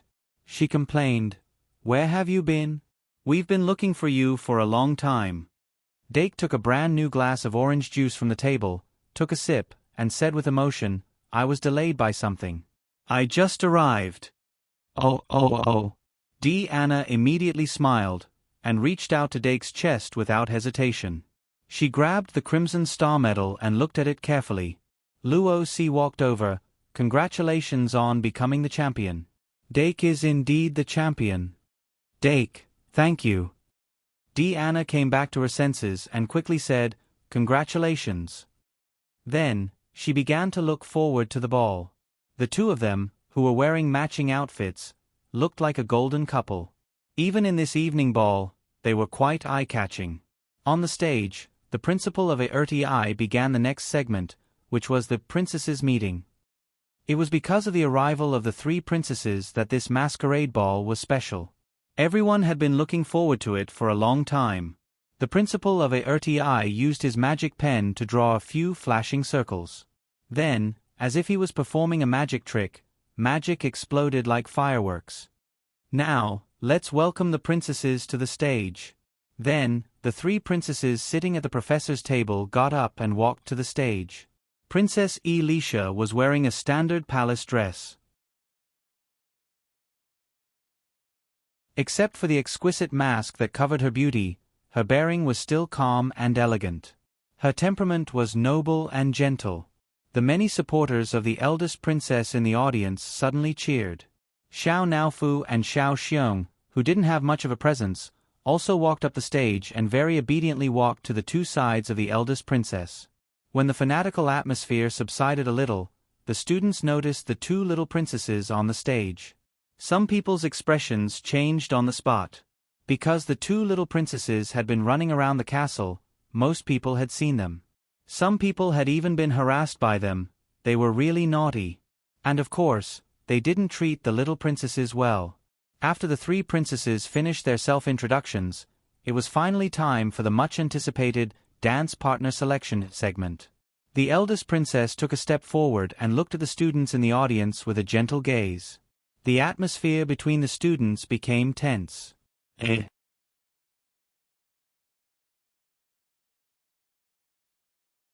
Chapter 112. To the admirers of the first princess, being able to dance with the first princess at the Halloween banquet was undoubtedly an honor and a form of recognition. Of course, even without these miscellaneous things, it was something they could brag about for the rest of their lives. Elisha looked at the large number of students below the stage and slightly pursed her lips. She actually hadn't thought about it yet. She was different from her two younger sisters who could take advantage of their age to have fun everywhere. She was the representative of the palace and was now the core of the faction, so she couldn't overindulge herself.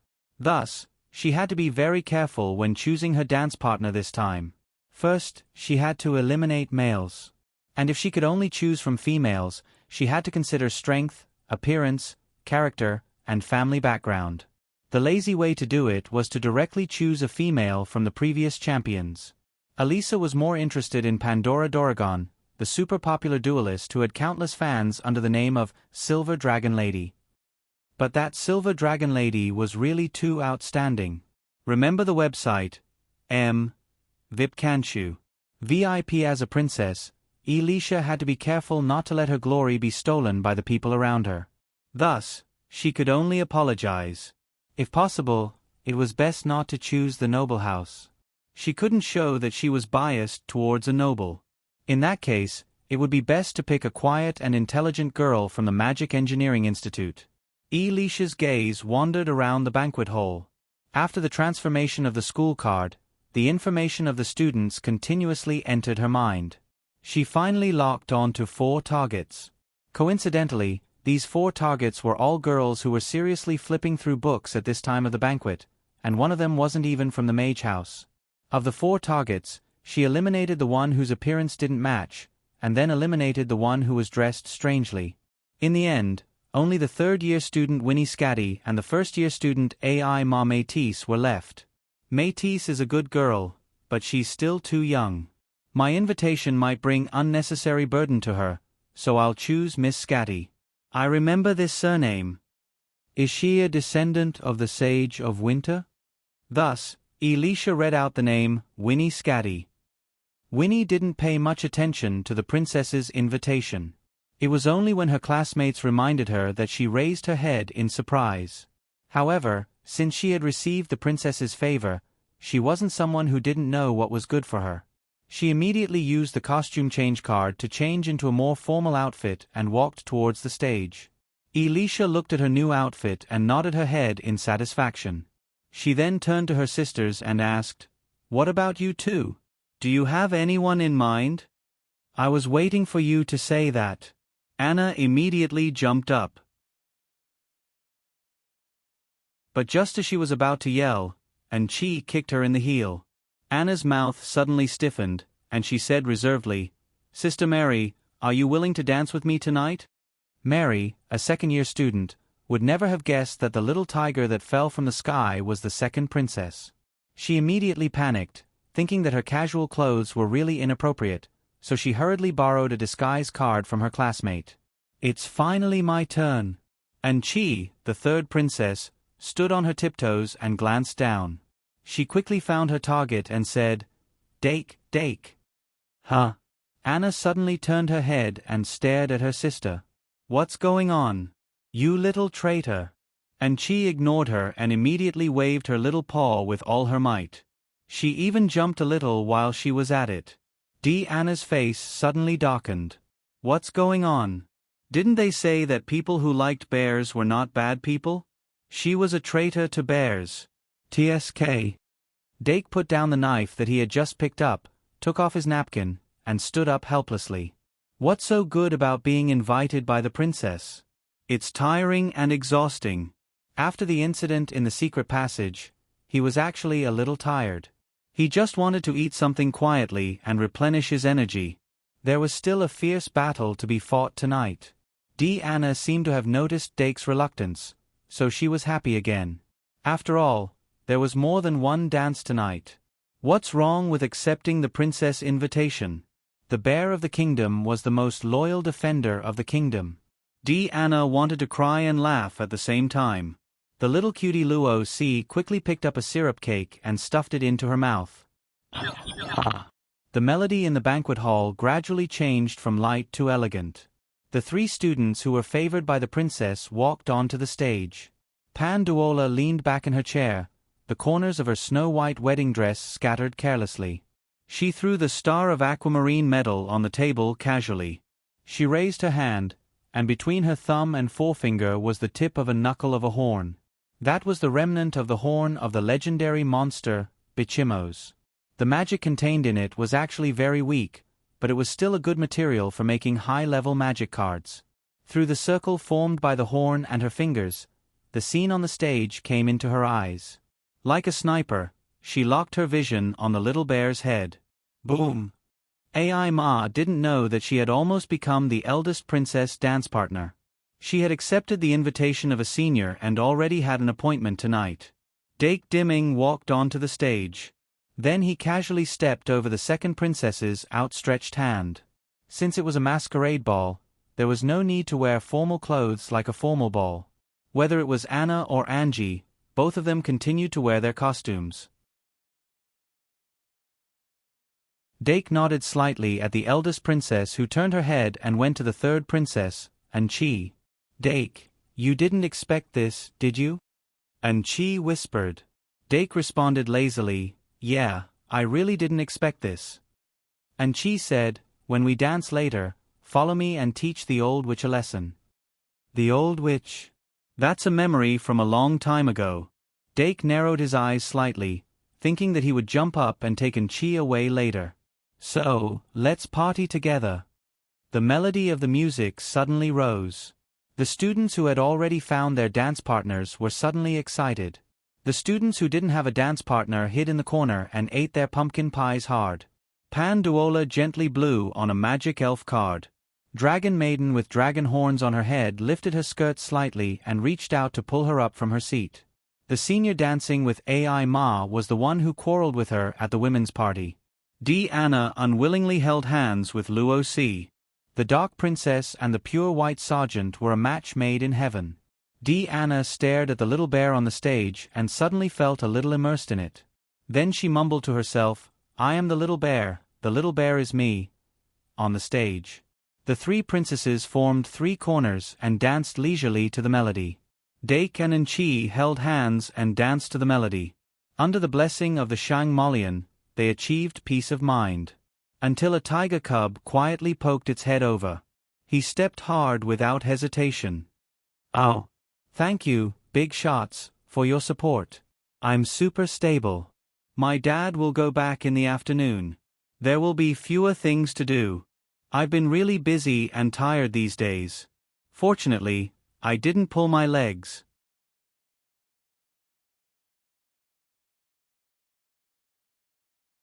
Chapter 113. Anna, who was in so much pain that tears were about to fall from her eyes. She couldn't help but hold Mary's hand tightly and look at her with tears in her eyes. However, Mary was actually a smart girl. How could she not see that it was second princess who made the first move? She pretended not to see and led Anna to the other side. The second princess glared fiercely at Dark, but she was met with Angie's gloating gaze. The song was over. Dake let go of Enchi's hand, made a standard aristocratic bow, and was about to walk off the stage. Enchi suddenly grabbed his hand and whispered, "Next year, Anna and I will also enter the school." Dake had an idea and congratulated him in advance. "Congratulations." Angie retracted her hand with a chuckle. "Remember this. https://m. Vipkanchu. VIP Dake then walked off the stage. However, he thought in his heart, if these two devil incarnate enter the school, it will be a disaster. After walking off the stage, Dake was quickly taken away by Anna. The Dark Prince and the Dark Princess finally held hands in the second song. Anna was still not very familiar with the dance steps, so Dake taught her step by step. Then the third song, the fourth song, the two of them were together. Anna was all smiles and glanced at the professor's table from time to time. Most of the professors did not step onto the dance floor. Beside Professor Li, who was lying on the table, Anna and Enchi, who had taken off their headgear, were tearing each other apart. Princess Elisha was whispering to the principal on the other side. The masquerade party was still lively. However, the Shang Molian castle did not seem to have returned to peace. At the moment, in the infirmary, White Gouda finally woke up under the treatment of Sister Karl-Yen. When he saw himself in the mirror, he was so excited that he burst into tears. "Instead of just standing there, why don't you come and help me out? Let's have a nice Halloween party." Sister Karl-Yen muttered profanities that shouldn't come out of a nun's mouth. She quickly concocted a potion to neutralize the soulless water. White blushed. Just as she was about to help, Professor Shi Erfu called her out. Under Professor Shi Erfu's scrutiny, White had no choice but to tell Professor Shi Erfu what happened after he was attacked in front of the secret passage.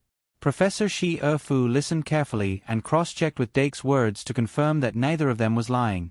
Then, she received the mental examination report on the members of the church from Sister Karl-Yen's hands. She immediately understood everything.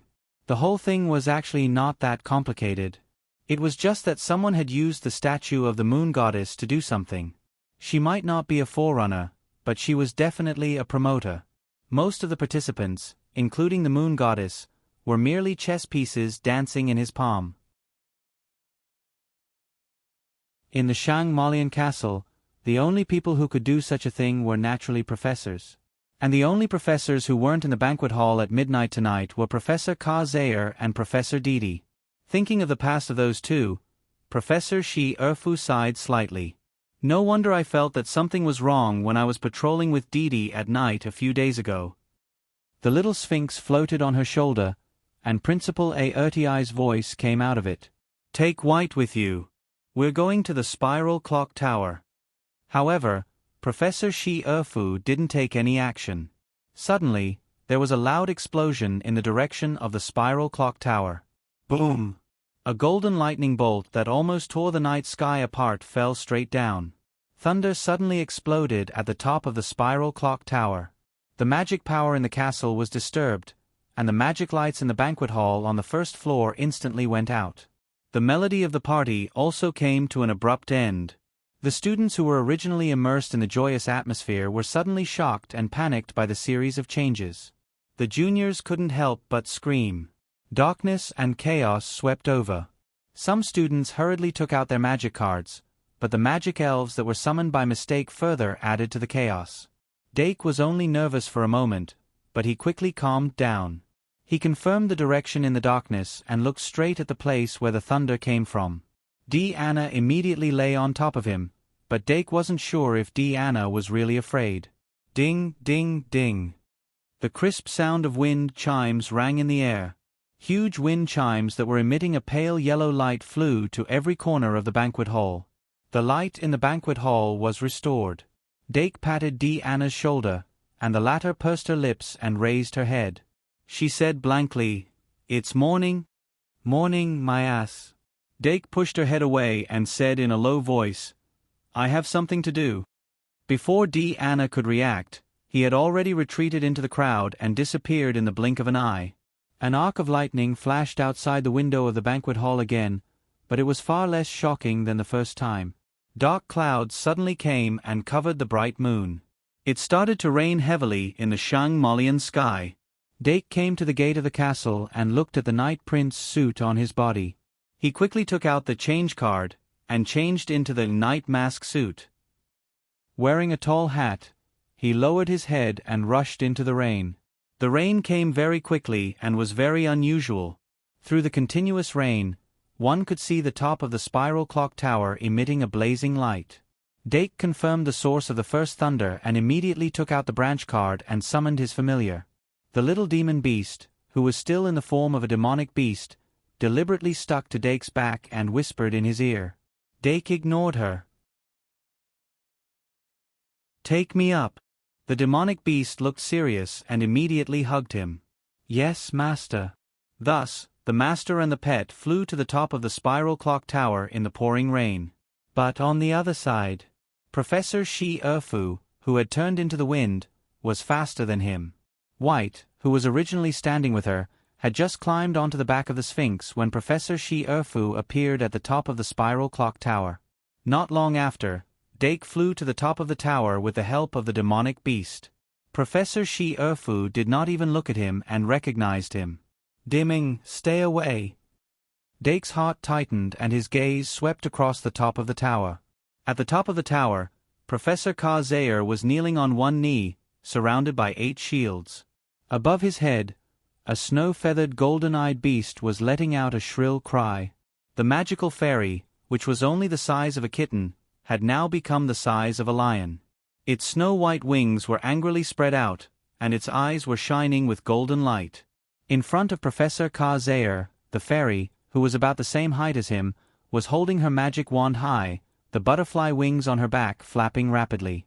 Dake had seen it in a book before. It was an old magic wand that was on par with the God's Wrath, Thunder's Might. Boom! Another bolt of lightning flashed across the sky, reflecting the fairy's face. Although she was a little immature. However, her exquisite facial features all spoke volumes of her beauty.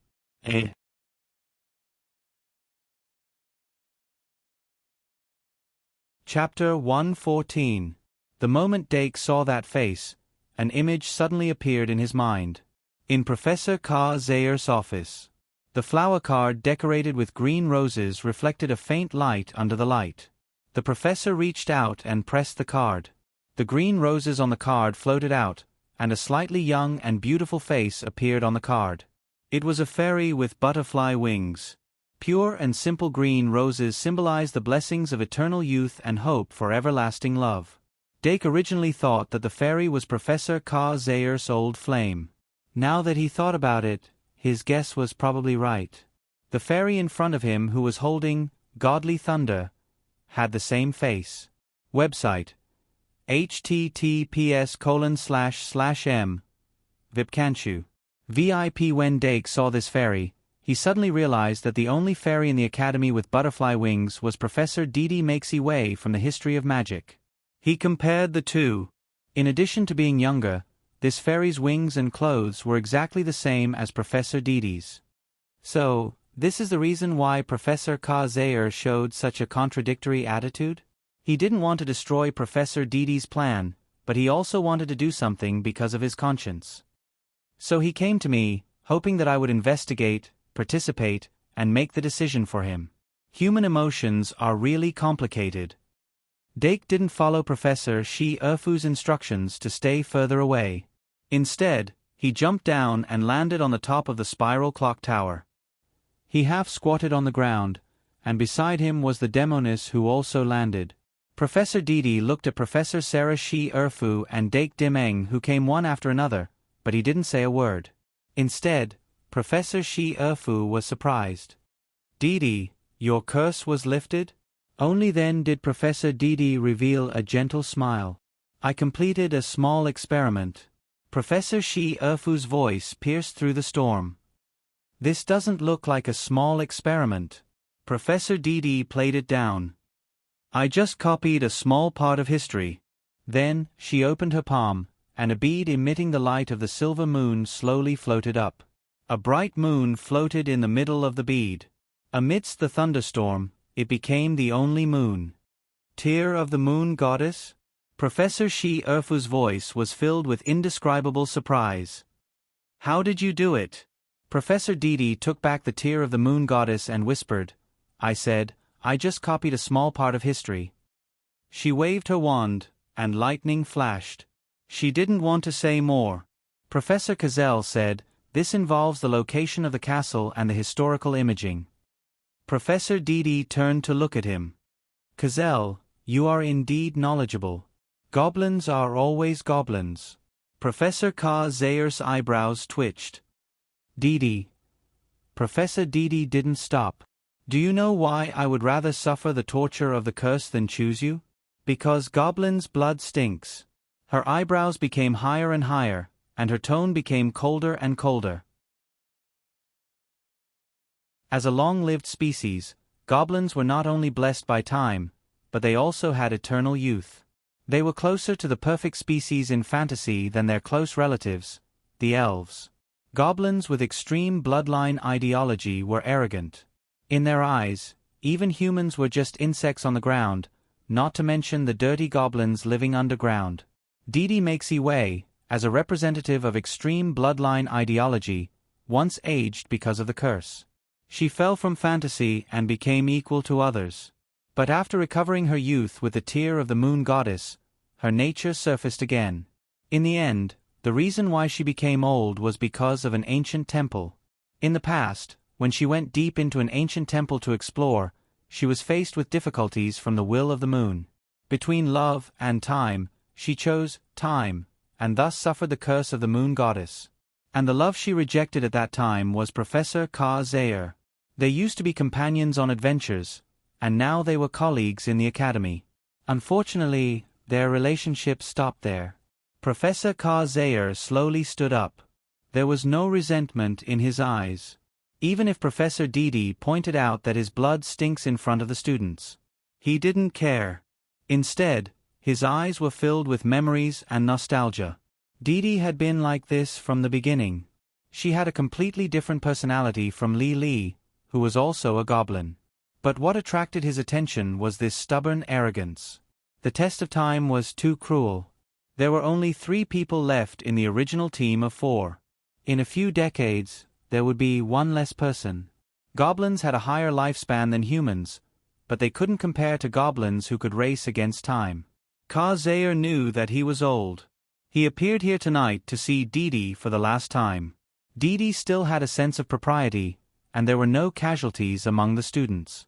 In Shangmolian, this was a red line.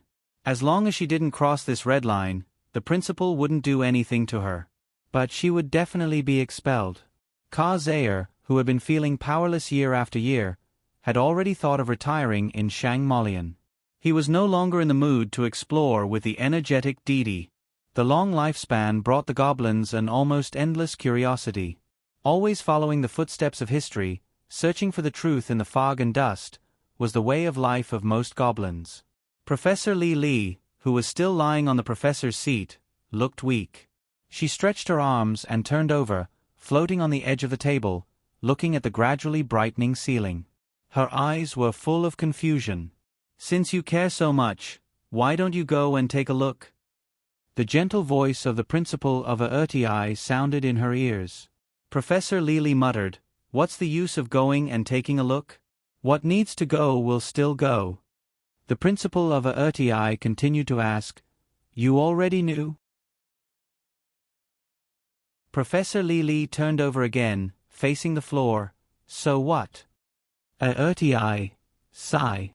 In the blink of an eye, another huge figure appeared on the spiral clock tower. It was Professor Cheong-si, who had transformed into a giant bear. Professor Didi was surrounded by 3 professors, but she didn't care at all. She turned her eyes to the flying Sphinx. One of the 9 elves of the principal of AERTI, the Sphinx, which had transformed into a physical body, was flying quickly with the hero in the prophecy on its back. Professor Didi glanced at the hero wearing the vampire Earl suit, and inadvertently looked at another student present. The corners of her mouth curled up slightly. She revealed a thought-provoking smile. Prophecy.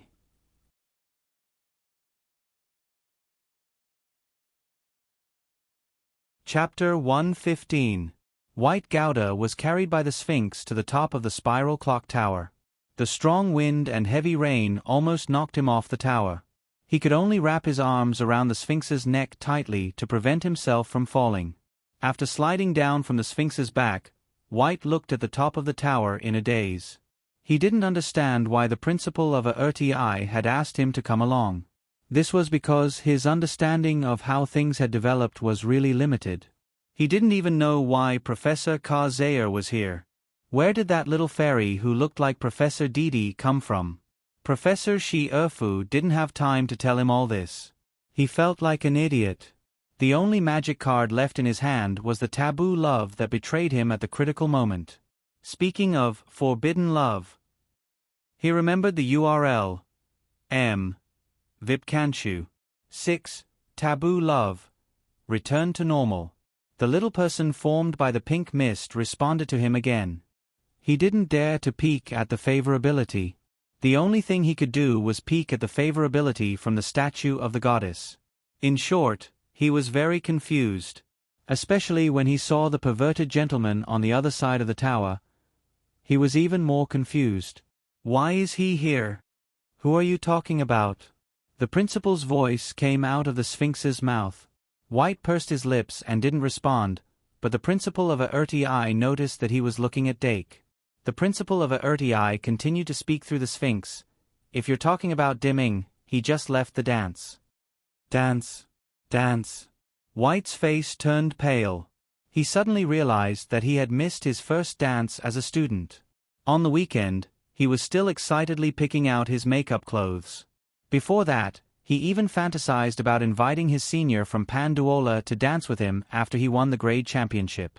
But now, forget about the grade championship, he even missed the dance.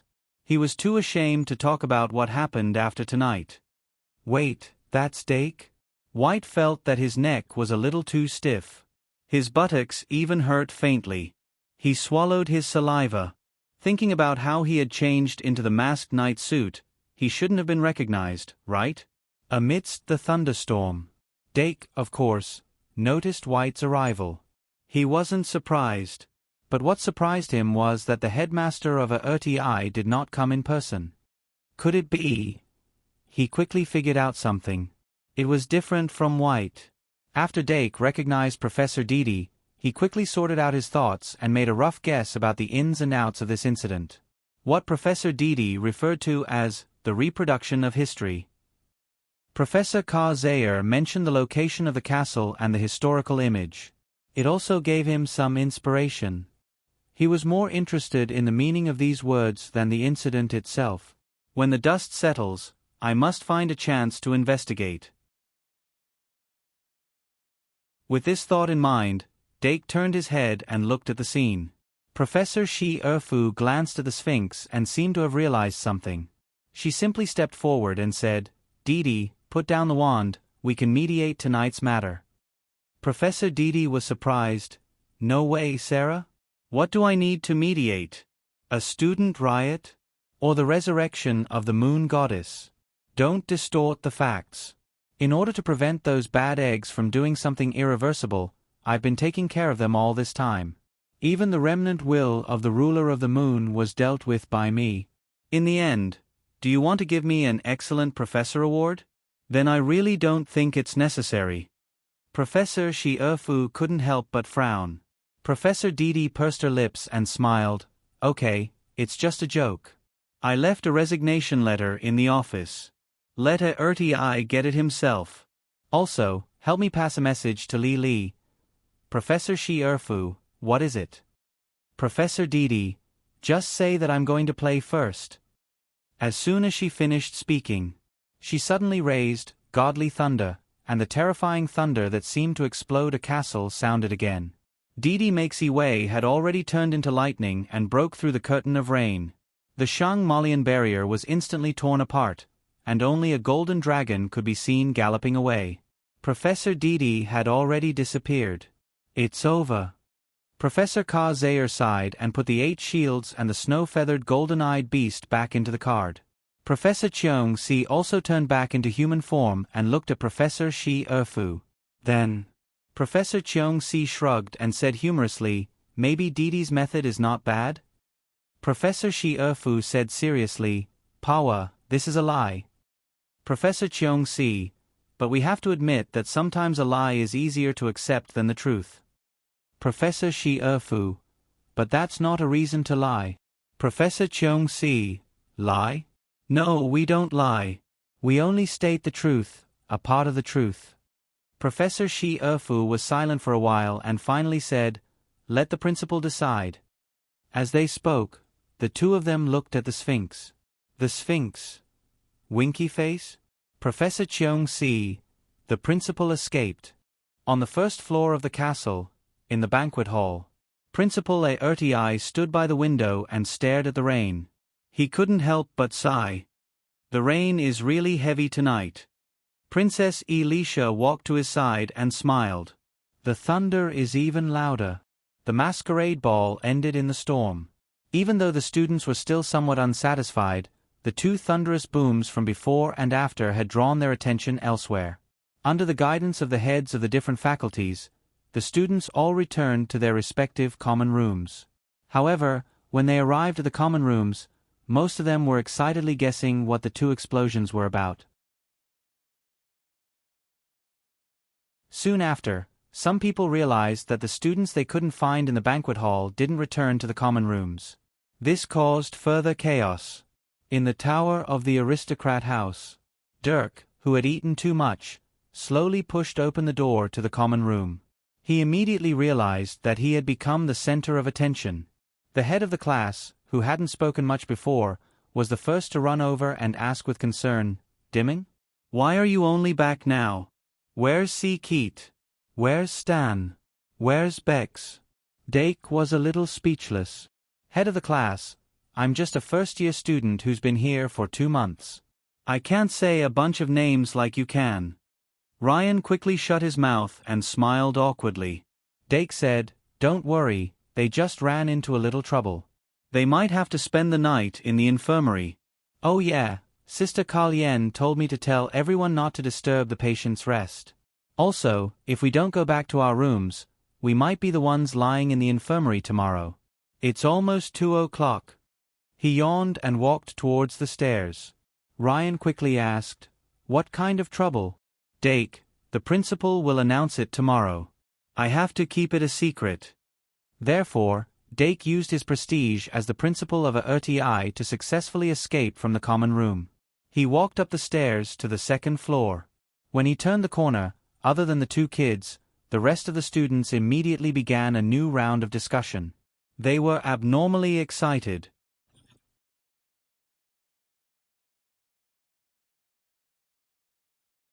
Chapter 116. Dake poured the freshly squeezed apple juice and pear juice into 2 glasses and gave them to Anna and Luo Si. The 2 girls had already fallen in love with the taste of the 2 juices. They took the glasses and sipped them. Dake poured himself a glass of water and asked casually, "So, what do you want to know?" "Diana. Everything, of course." Luo Si put her hand on Dake's waist and whispered, "Is it over?" "Dake, it's over for now." Luo Si patted her chest and sighed in relief. "That's good." After saying that, she pulled Diana along and said, "Good night," before leaving. Dake walked them out of the door and locked it again. Then, his face turned gloomy. What happened tonight was beyond his expectations. He was not as relaxed as he appeared to be. It's already a new month. Next, while his mind was still clear, he planned to check his index of major crimes and come up with some new plans. But before that, it might be a good idea to take a shower. Even though his hair was dried, he was still wet. If he was not careful, he might have to go to the infirmary during the day. The first day of November was Halloween. It was a Wednesday, so there was a day off. Doc soaked himself in the bathtub filled with hot water for half an hour. Squinting his eyes, he recalled everything that had happened tonight. Suddenly, he noticed that the short-haired girl he had beaten up in the temple seemed to be wearing the same makeup as Victor. No way. Thinking about what happened to Luo Boat, Dake suddenly had a bad feeling.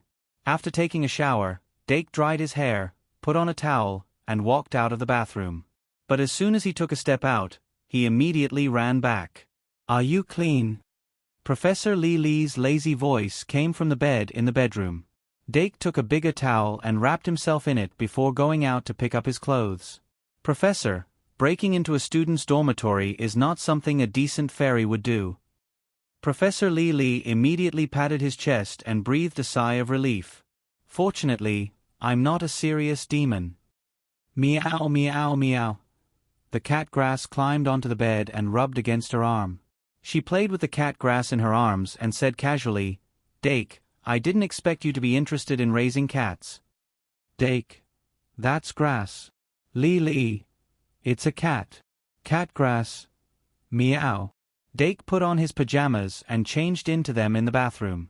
Then, he walked out of the bathroom and said, "So, Professor, you came so late just to pet the cat?" Professor Li Li was focused on stroking the cat and was not in the mood to pay attention to him. After a while, she curled up on the bed and sat up. She placed the catnip plant on her knees and gestured for Dake to sit beside her. The little fairy always gave off a clean and fresh aura like the wilderness. Dake sat down beside her and prepared himself to listen. Professor Li Li calmed down by stroking the cat and said softly, "Dake, have you ever liked someone?" Dake shook his head. "Professor Li Li, I thought so too. You're still so young." Dake suddenly said, "What about you?" Professor Li Li said proudly, "Of course I do. I'm already so old." Dake took the opportunity to ask a question that he had always wanted to ask. "How old are you, Professor?" Professor Li Li, "Not old. Only about 200 years old." Dake did a rough calculation and said in surprise, "Isn't that still a child?" "Li Li, hey. You're so annoying. I'm not a child." Dake, "Professor Li Li, you humans have a short lifespan. You're gone in the blink of an eye. Ailey is like that, Pudge is like that, and Amu is like that." Dake, "Who are they?" Professor Li Li, "Ailey. She's my earliest friend. Even before Dee Dee. She's really gentle and good at cooking. Her vanilla biscuits are especially delicious. She's about the same height as me, but she knows everything. Unfortunately, I went home one day and didn't see her again." Dake, "What about Pudge?" Pudge. Professor Li Li rested his chin on his hand and thought for a while. "He's a butcher, but every time he kills a pig, he will go to the church to confess. I heard that he later married a nun, had a baby, and became a doctor." Dake, "What about Amu?" Professor Li Li was silent for a while. "Amu. Amu is my best friend. He's amazing. He's only a teenager, but he's better at using a sword than I am. We signed up for an adventure team and always ran into dangerous places. He was the one who saved me every time." Dake, "Adventure team?" Professor Li Li, "Yes, a 4-person adventure team. me, Didi, Ka Zaire, and Amu. As she spoke, she took out a beautiful card decorated with blue flowers. It was a blue rose, a kind of blue rose that rarely grew naturally. Pure love and honest kindness, the blue enchantress who kept her promise. Professor Lili injected magic power into the card, and the blue roses bloomed one after another. As the flowers floated out of the card and scattered outwards, a face appeared on the card. It was a human youth with a round face and a sweet smile, like an angel. Dake had seen it once, on the day Professor Lili got drunk. Time passed, and the night was long. Professor Lili held the card and told the story of her, Amu, Didi, and Ka Zaire.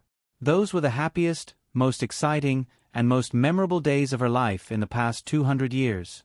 The cowardly and kind young swordsman, the arrogant and stubborn little fairy mage, the mischievous little fairy sage, and the goblin alchemist who was both a father and a mother. No matter who it was, they all had their strengths and weaknesses. No matter who it was, they all had their strengths and weaknesses. Only by taking care of each other and making up for each other could they move forward for a long time. It was only 5 years, but Lili felt that it was a period longer than 50 years. The 5th year of the trip. Relying on a tattered map, they found an ancient temple that had been buried for an unknown period of time under the uninhabited forest. There were all kinds of murals carved in the temple, quietly explaining the history of the past. Many statues were placed in the depths of the temple. Some were broken, some were intact. Some were completely abandoned, and some had remnants of divine consciousness. It wasn't until they entered a temple that worshipped the moon god that they encountered the biggest crisis since the team was established. It wasn't easy to break through all the thorns, but it triggered the last remnant consciousness of the moon god. The 4 of them could only leave the temple after enduring the final test. The so-called test was to choose between love and time. Didi chose time. Ka Zaire chose love. Lili chose love. Amu chose time. Dake fished out the catgrass and covered Lili with a blanket.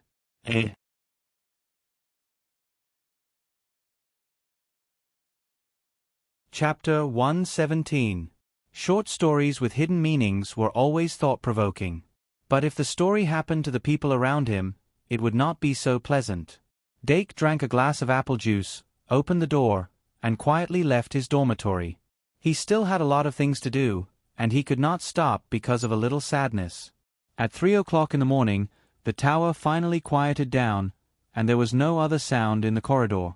It was the first time Dake stepped on the stairs to the upper level, and the sound of his footsteps seemed to be in sync with his heartbeat, all the way to the 8th floor. The 8th floor of the tower was the duel practice room, and the top floor was the observatory. After the Shang Malian entered the 2nd grade, the students would form their own clubs, and the duel club was just one of them. The duel practice room on the 8th floor of the tower was usually occupied by the members of the duel club, and the observatory was the domain of the astrology club. The astrology club was also known as the astronomy club, and these 2 names were interchangeable. If Professor Didi was still around, the following astronomy class would probably teach about astrology. First website: https://m. Vipkanchu. VIP Professor Didi was also an astrologer. Dake glanced at the duel practice room, turned around, and continued to go up into the observatory. The storm had already stopped, and the night sky was clear again. He circled around the telescope in the observatory, then stopped and summoned the demonic beast. The demonic beast yawned, blinked, and her eyelashes trembled slightly, and wanted to stick to Dake. Dake was a little helpless. Demonic beast, when can you change back? The demonic beast was puzzled. Why do I have to change back? Dake coughed. You see, if you don't change back, isn't it inconvenient? You don't want to stay in the branch card all the time, right? That's true. The demonic beast thought about it, and felt that it was the case. Dake successfully tricked her to stand guard at the side, and said in his heart, "Expand the indicators." Yes. A moment later, 7 indicators appeared in Dake's vision. Pride, 105, jealousy, 42, rage, 94, sloth, 62, greed, 89, gluttony, 62, bliss, 111, in general. Other than bliss, the growth of these 7 indicators was still within his control.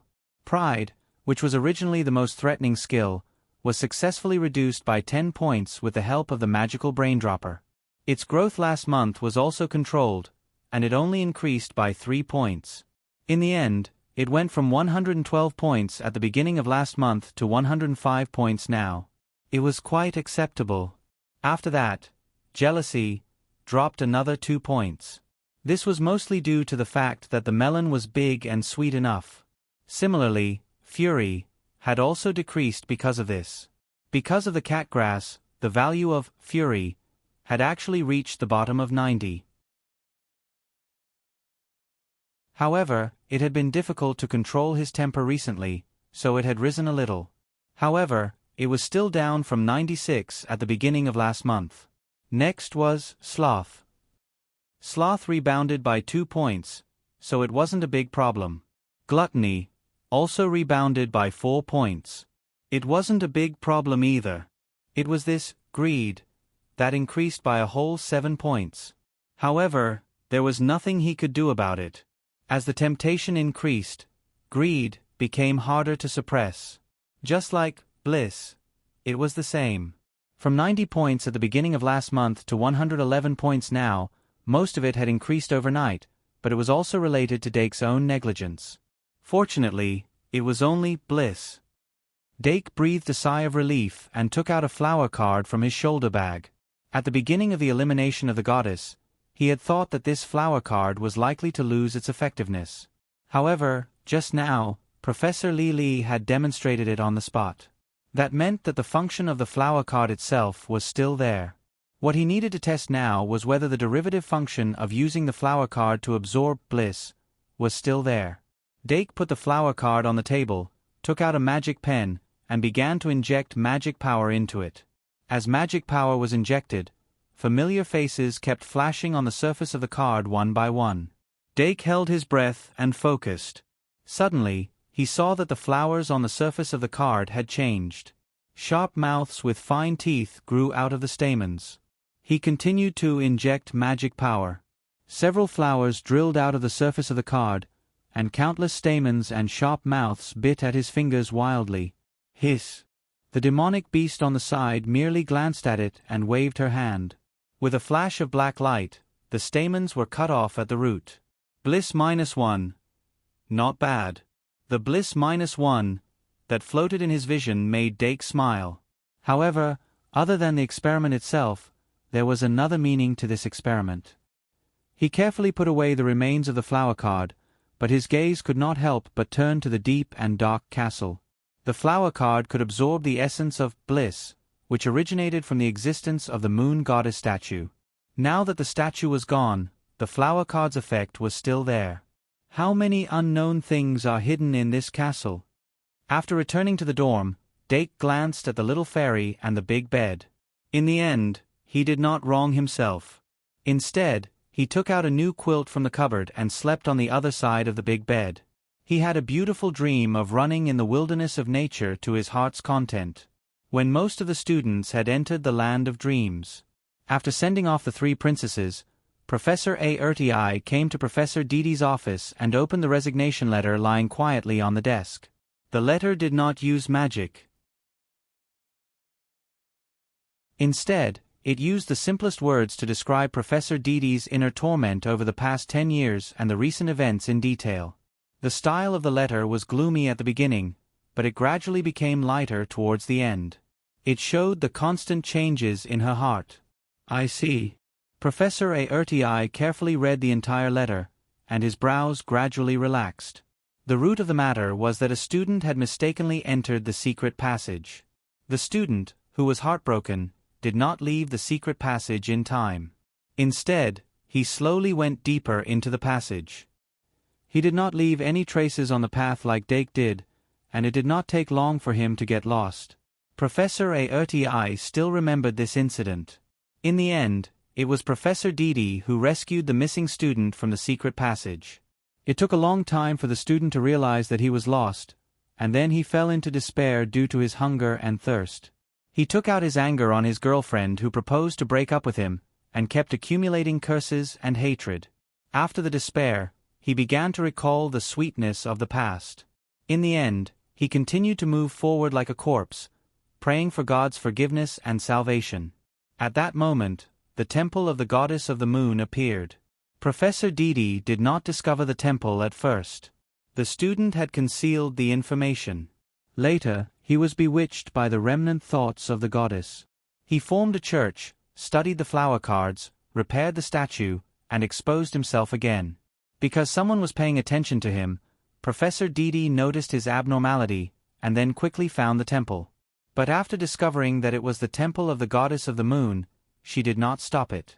The traces of time became more and more obvious on her body. She could not restrain her desire to find a way to break the curse. Then, observe, investigate, participate, cover. After the Luo boat incident, in order not to be discovered by Professor Shi Erfu, she even covered for Dake when he first entered the secret passage.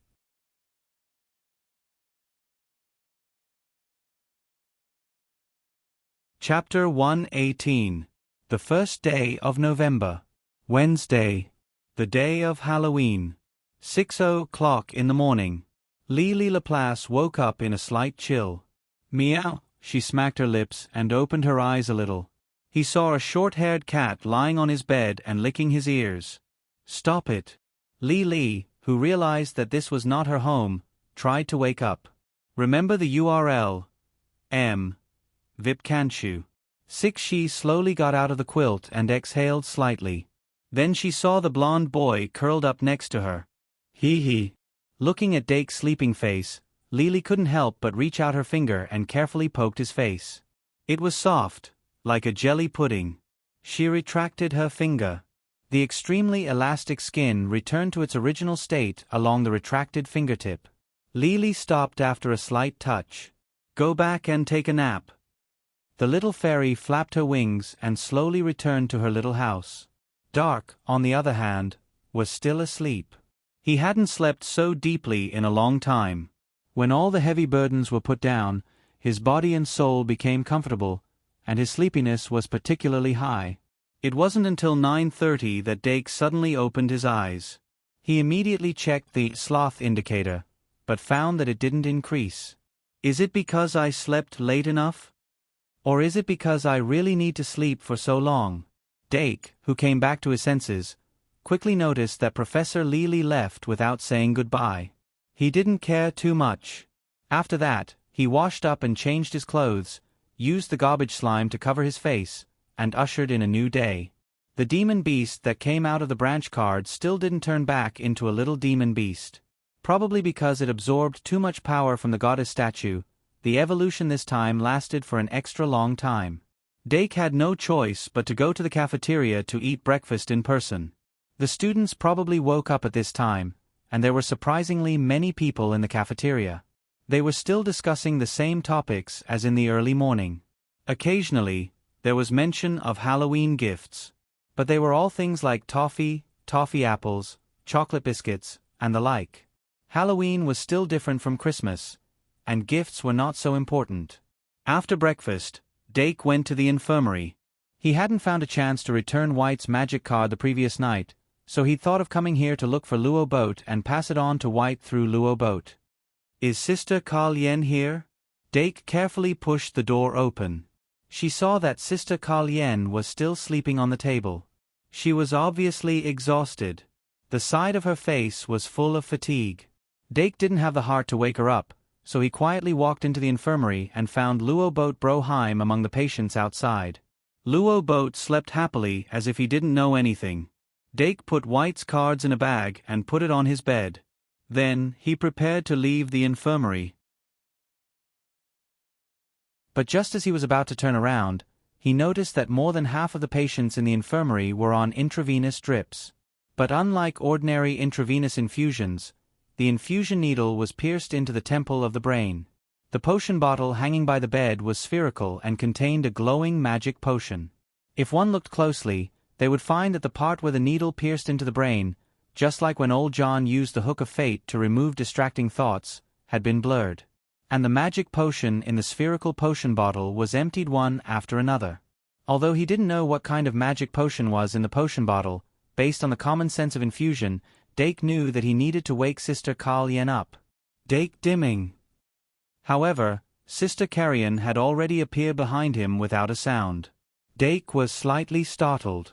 Sister Carl-Yen said, "You came just in time. Can you help me pour the new magic potion into those potion bottles?"